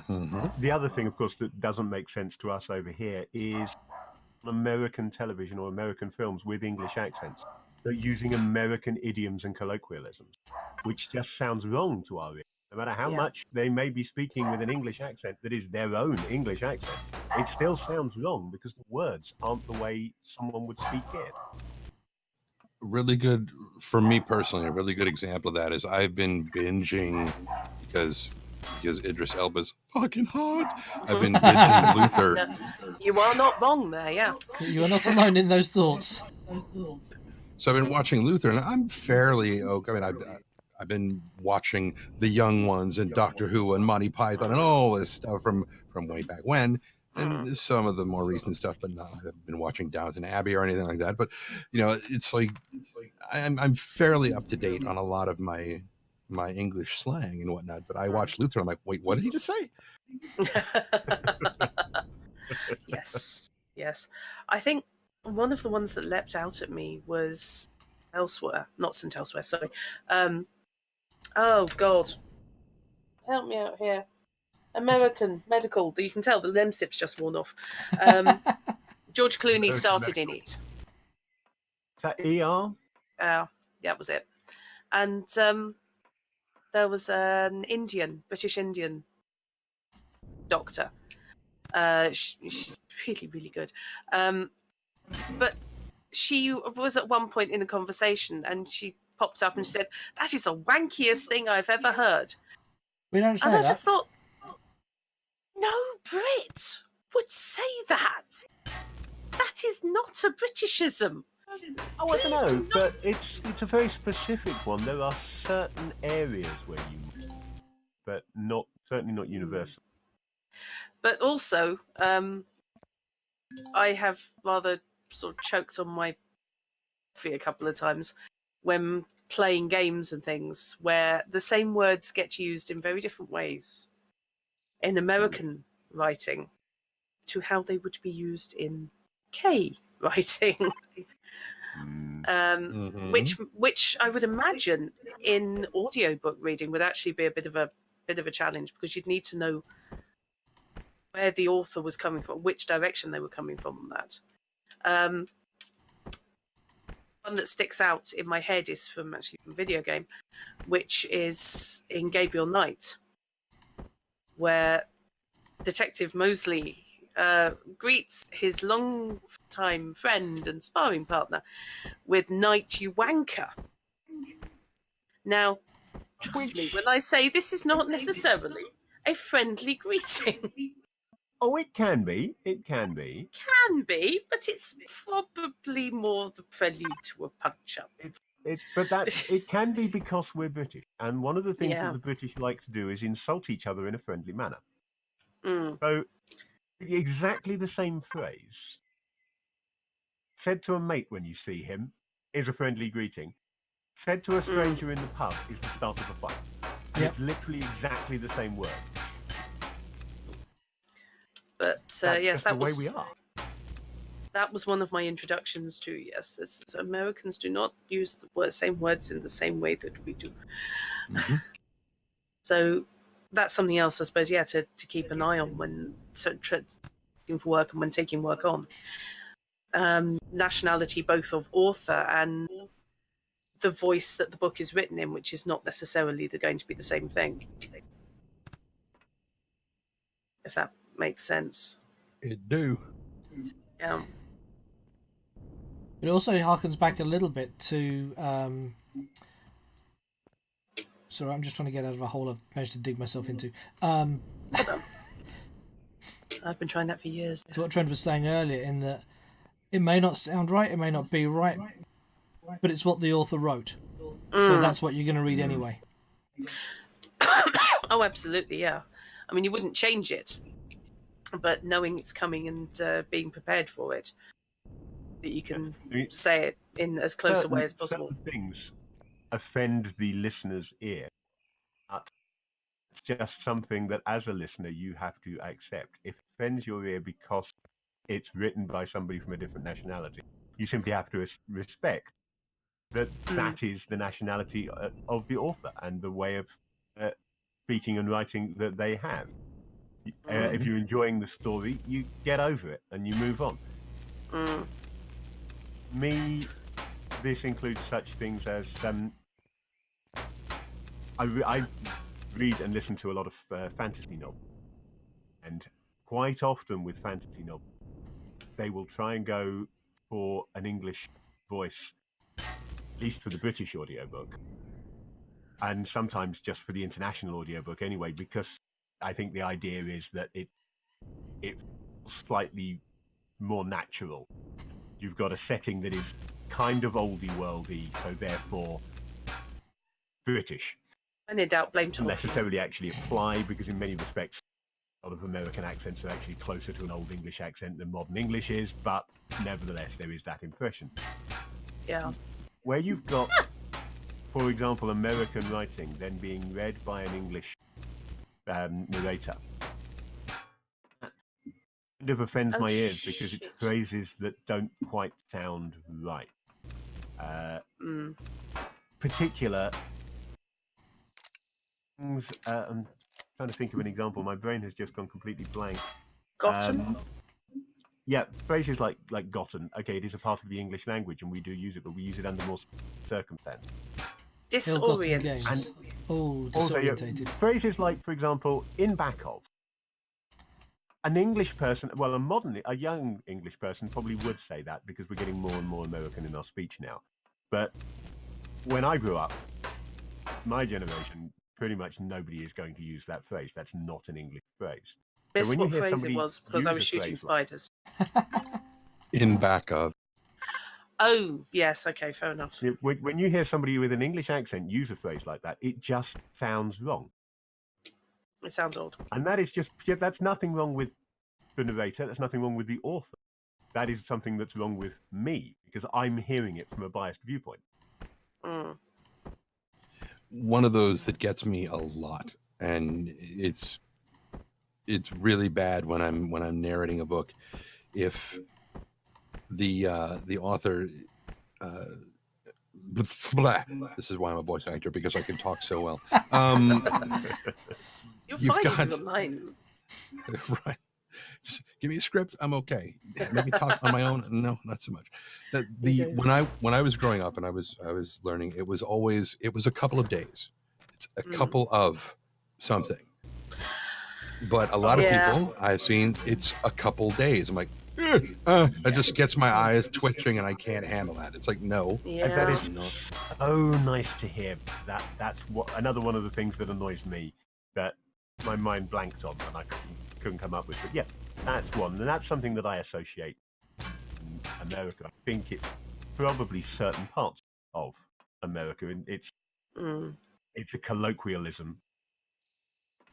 But as with so many colloquialisms, it's spread. Mm-hmm. You get this. And people who've grown up with it, it sounds absolutely fine. But to people who haven't, suddenly starts infiltrating the speech in their area. It just feels weird. The Shadowrun novel that I'm finishing narrating, the author alternates back and forth. Sometimes he says couple of, sometimes he says couple whatever, and that really gets. I'm like, pick one. Just I don't care whether it sounds like. I will read it however you wrote it. Just Pick a Stick with it, colloquialism. stick Stick with with it. it, dude. Yeah. Yes. Yes, I've come to the conclusion as far as natural language goes. And as you say, you read what they wrote. If it comes to conversational stuff, disorientate is the hill I die on. Because disorient is just no. Oh, I mean, bad, naughty. if you break the word down, disorient means to make something less easy. Yes. So I don't care how confused I am. That's I'm not never going to good be more advice. or less Eastern than I am now. So I'm not Well, disoriented. if it is slightly less, could it be like Disorient 7 or Disorient 6 instead of Disorient 8? No, but You fit in Disorient so well 8 here. is now a new band. Oh, I'm glad I didn't see you there when I was killing spiders. Look at that. Hello. Follows when I wasn't looking. Wow. Follows when I wasn't looking. Stealth follows. Nice. I go back this Oh, way shit. because Thank you we're very much spiders. for that follow. My inventory is full. Now I'm wondering why I didn't get an alert. Well, I saw the alert come up on your screen. Oh, right, no, I Hey. didn't get an alert. I just didn't hear an alert. I don't mean to Ah, alarm I have a follow anybody, as well. Yes, but it I does. Same We're person. going down being the. followed. Nothing Yeah. wrong with that at all. Thank you very much for the Damien follow. Studio. Welcome aboard. Welcome to insanity. I'm sorry, I appear to have my evil voice turned on today. Is it really all that evil? It's the voice that certainly my players learned to fear. Yeah, we Terribly really did good learn to of fear you. it. We always value follows. Well, the others value follows more than I do because I don't actually stream very often. Nevertheless, Yes, I was they're about to still say always appreciated. yes. Yes, indeed. I'm still trying desperately to build up my Viewer to base? the 75%, 75 viewers. Yes, likewise. That would be lovely. Wouldn't Yeah. it just? I mean, Well, unlikely, but lovely. But I think you have to be streaming really popular things, very, very niche things. So jumping back to the one of the Sorry, things that you sorry. need to that's okay. It's okay. It just suddenly something occurred to me that it's like, oh, we Hey, haven't go covered for this it. yet. Understanding the value of your own work. Oh, I'm So, I awful mean, for that. So am I. So if somebody comes to you and says, how much would you charge for this? Do you have numbers ready to go? Do you know what the value of your own work is? That's a And- very good question. Yes, and without going into too much detail because it's still very much at the speculative level. but yeah, this It's is a situation yes, that has we arisen. were- Yes. Yes, Questions that we have been found asked ourselves. Yes, we found ourselves in a situation where yes, I was asked, "Have you got a rates card for X?" And my response was, "No, not yet." Yeah, so the response kind of came back as, should we? Yeah, I'll get back to you. Do you really need to know?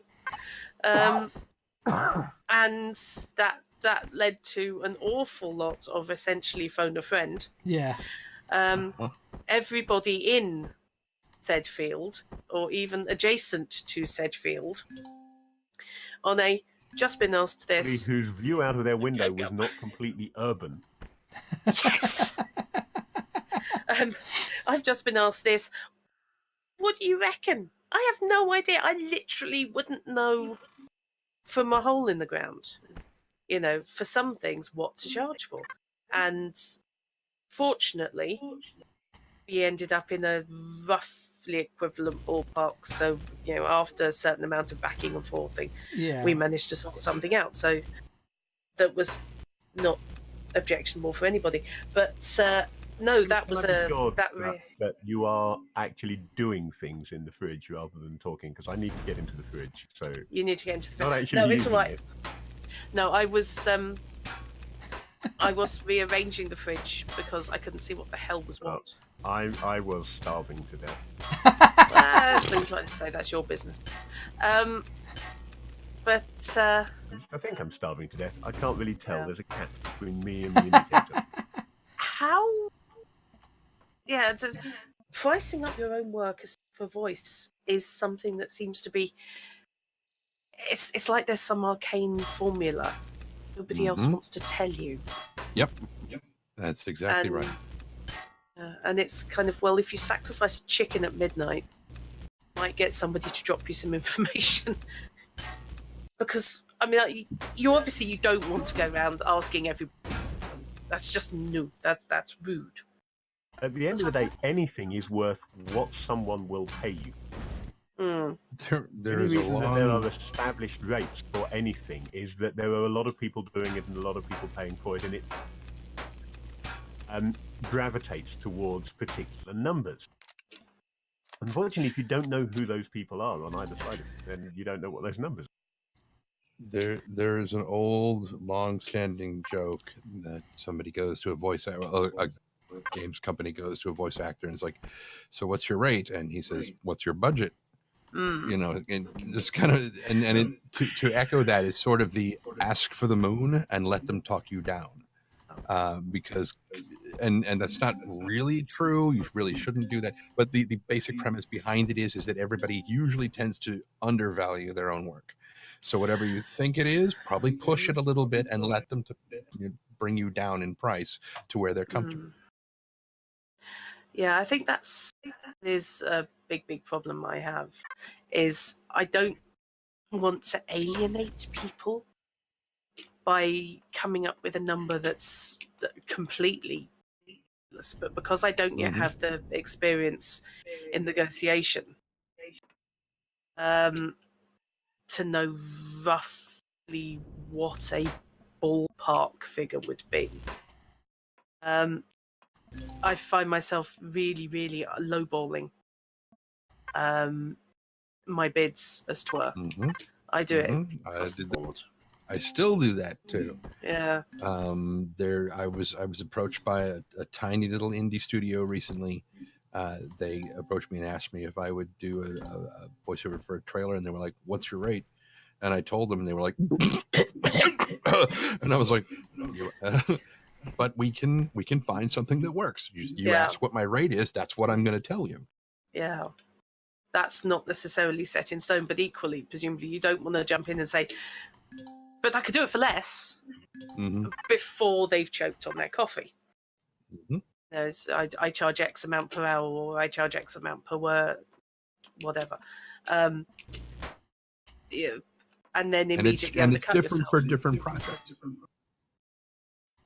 Because you're not going to have one consistent price across the No. board. Because with an audiobook, you know, if you'll see this a lot on ACX. You will have, like I said, the bulk pay option, and then the profit sharing thing where you get a percentage of the sales. With the bulk thing, it's like you're getting like $100 per finished hour. Would be a rough example. And if it's a 10-hour audiobook when it's finished, then that's going to be $100 for 10 hours. It's $1,000. Yeah. But if it takes you 80 hours to make that audiobook, to do all the recording, all the editing, and everything else, Yeah. I mean, $1,000 over 80 hours is really not very much at all. No, suddenly your hourly rate looks really pants. Yeah. Yeah. Yes. And this is the sort of thing I've put out. Okay, somebody's asked me how much I charge for X. On various, as I said, allegedly supportive groups. And I love the word use of the word allegedly. okay, Really is variably. a wonderful word. Yes, variably. Some are more useful than others. And the first thing you get is, oh, you're charging too little. Charging too little. But they don't want to pay any more. and it seems to be when you're starting out, you inevitably are going to be, well, okay, I'm inexperienced, therefore Yeah. I'm going to charge you far less than an experienced would.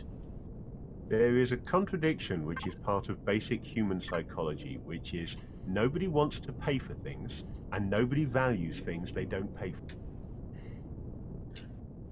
Yeah. Mm-hmm. So you're always, in any field, you're always struggling against that if you pitch it low, they're just going to think, well, that's crap. It wouldn't be that cheap if it wasn't crap. If you pitch it high, then they think, I don't want to pay that. Yeah.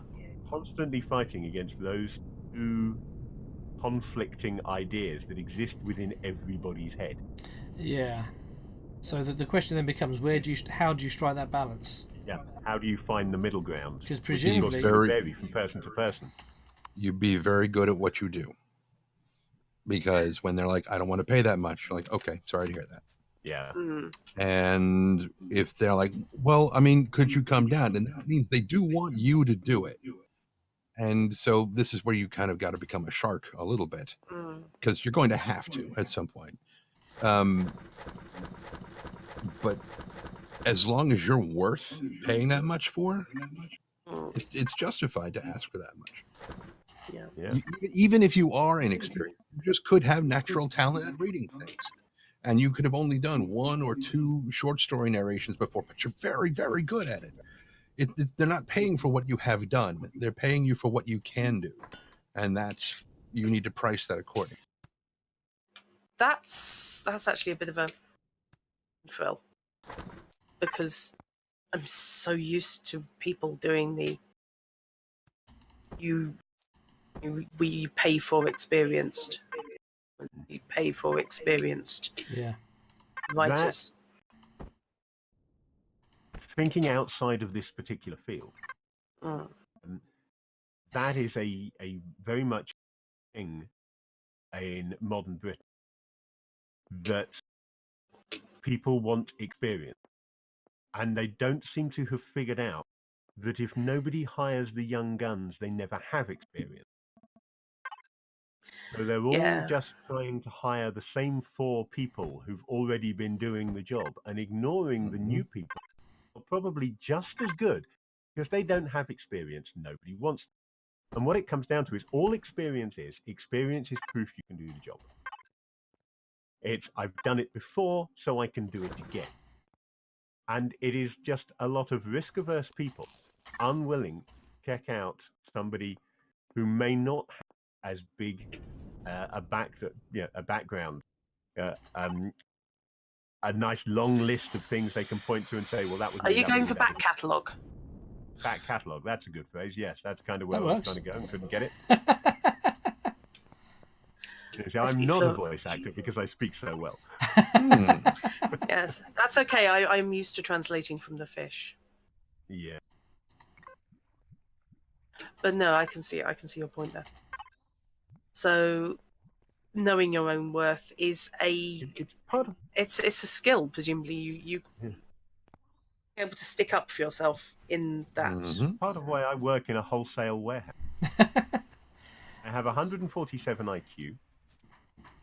I'm a published poet. I've written 3 complete role-playing game systems, and I work working shelves and working a till. Yeah. And that is the reality of life when you are not able to push yourself and value you can do properly. So there you go. Learn from me, do it the other way. That's fair enough. Right. I think we have interrogated. Yeah, I kind of feel sorry for poor Trendane at the moment. Well, yeah, I think now it's time for us to put the rubber hoses away, unless he asks them. And possibly... Make sure you know the value of your rubber hose. Hold up. Okay. Didn't you request that a couple of Thursdays ago? Yes, I did. I'd like 10cc, shoot me. You heard it, folks. Here, she asked to be shot. Only if you can find me. Right. I know where We need you another live. fridge. Yeah. You Did you kind of know filled it's quarter this to one. 11? You, It's I mean, I'll quarter sing to it. 11 at night, and I know at least some people have to be up for work in the morning. Yes. So, Somewhat glad thank- actually at this point that I don't have to drive to work tomorrow. yeah, good point. So, I would absolutely like to give huge thanks to Trendane for putting up with our rather inept questioning Absolutely, yeah. And- Thank you very, very much. for answering so honestly. Yes, indeed. It's really, really nice to not get the fluff that you could have just come up with. To be honest. For those of you who enjoy tabletop role-playing actual plays, which I'm sure some of you do, because Drat Knight and I do that every Sunday, so logically some of you must be around because maybe you've seen that. Then I did throw a shout-out into each of the channels earlier on for Arvan Eleron's channel, where we found role-playing. So to look that up, follow that, watch that. It's worth seeing. Not seen much of it, but I've Yes. enjoyed what I've seen. Time zones are a bastard. What can I say? But Time yes, from zones what are I've seen, odd, yes. Yeah, great fun. What I've seen, but Agreed. I need to watch some more of that. Also agreed. And It- if it wasn't, I do not just say such things. I have In not other figured news, out we how do to be this midweek diplomatic. multiplay thing in the middle of every week. We call it midweek multiplay for a reason. We're playing we're multiplaying, and it's the middle of the week. Kind of makes sense. Oh my god. I know it is not So natural. usually that's Wednesday evening time GMT, starting generally at 7:30. And who will be playing and what will be playing on any given week varies. It's been Imperium Galactic Survival for the last few weeks, but it's not necessarily always going to be. There's a good chance next week it will be Rainbow Six, Yes. but that we would be have very yet cool. to fully decide that. Yeah. But again, if you enjoyed what you've seen, particularly if you like the idea of multiple streamers streaming the same thing in concert, then give us a follow, because that's what we do every week. Mhm. Knight also streams elsewhere for the rest of the week, most of. Yep. Drat streams elsewhere as well. Sorry And about me. if I'm just here on Wednesday. That's it. That's my thing. if music and drumming is your thing, come back tomorrow to my side of the fence because I'll be playing drums tomorrow evening. And that's well And- worth. And after you've knackered yourself out, We pass I'll the take baton over to on- Drut. take on some more Thronebreaker. So I'm going to be beating the living daylights out of recalcitrant elves and appreciating that I definitely am not shipping Queen Meave with Black Rayla. Absolutely not, under any circumstances. Yeah, right. It's not my fault. They've made it fairly. They've made it just there. It's obvious. Yeah, it is. And I don't ship, which is just weird. Okay. And then Sunday, we are back for actual play of the second half of the Nibiru quick play. Oh, good lord, yes, where we're stuck in some sort of tunnel trying to find some kind of web-weaving worm. Yes, indeed. Yes. Sounds so much fun. I'm And playing. Is it that will is it be- Michael? No, it's Michael or Tom. I'm playing. I know. It's. I made him suddenly very nervous and very Michael. stuttery. I think You I have was Michael. Tom, wasn't Yeah. You were Tom. Oh, yeah, and Tom the yes, Knife. You have Michael. Yes. I? And And you were Michael. Yeah. I don't stream that on my channel. I stream that on the hint_plays. That's Hobby Gamers International Plays Tabletop, which is it's the official channel for our tabletop role-playing games, but it also goes out on both Night Bites and Buttercup's channel, so you can watch it anywhere you feel like watching it, really. Absolutely. And that's every Sunday evening. Yeah. So yes, we'll be finishing them off Nibiru. So basically, I'll be checking around Dark Tunnel. That's not really a spoiler. That's just fairly That's obvious. just what's going to be happening. Yeah. It's just So- what's going to be happening, dude. Which is an odd trend because we were doing Dark Tunnels last week in Yes, Coriolis but the as dark well. tunnels last week were in space. These dark tunnels are also in space. Okay, so that's not good. Miss, Forgot we for a did double moment that dark. it's still set on a space station, just a much bigger space. It is, yes, yes. we did double dark tunnels last week. We don't have to do dark tunnels this week. No, I did double flying yesterday. Okay, Now I have so to watch before, that sketch. yes, before it devolves into complete and utter chaos, I would like to again thank Trendane and thank you all for watching. I Indeed. hope you found it as interesting as I did. I did. Yes, I did. Cool. I'm glad. It is nice to hear. It's always nice to hear people who actually do the job for a living Yeah. instead of simply teaching about doing a job for a living. Very different feel. So yeah, I will get this up on YouTube for those who are interested, and I will sort out some links in there. So things we've been talking about. Yeah. Some of the sites that got mentioned. Yeah, you can chuck in and have a look at. And I've got a little list now in OneNote on this. So yeah, I am going to end my stream there, and I'd like to thank Likewise. you all, and good night. Indeed. Thank you all, and Adieu. good night. Good night.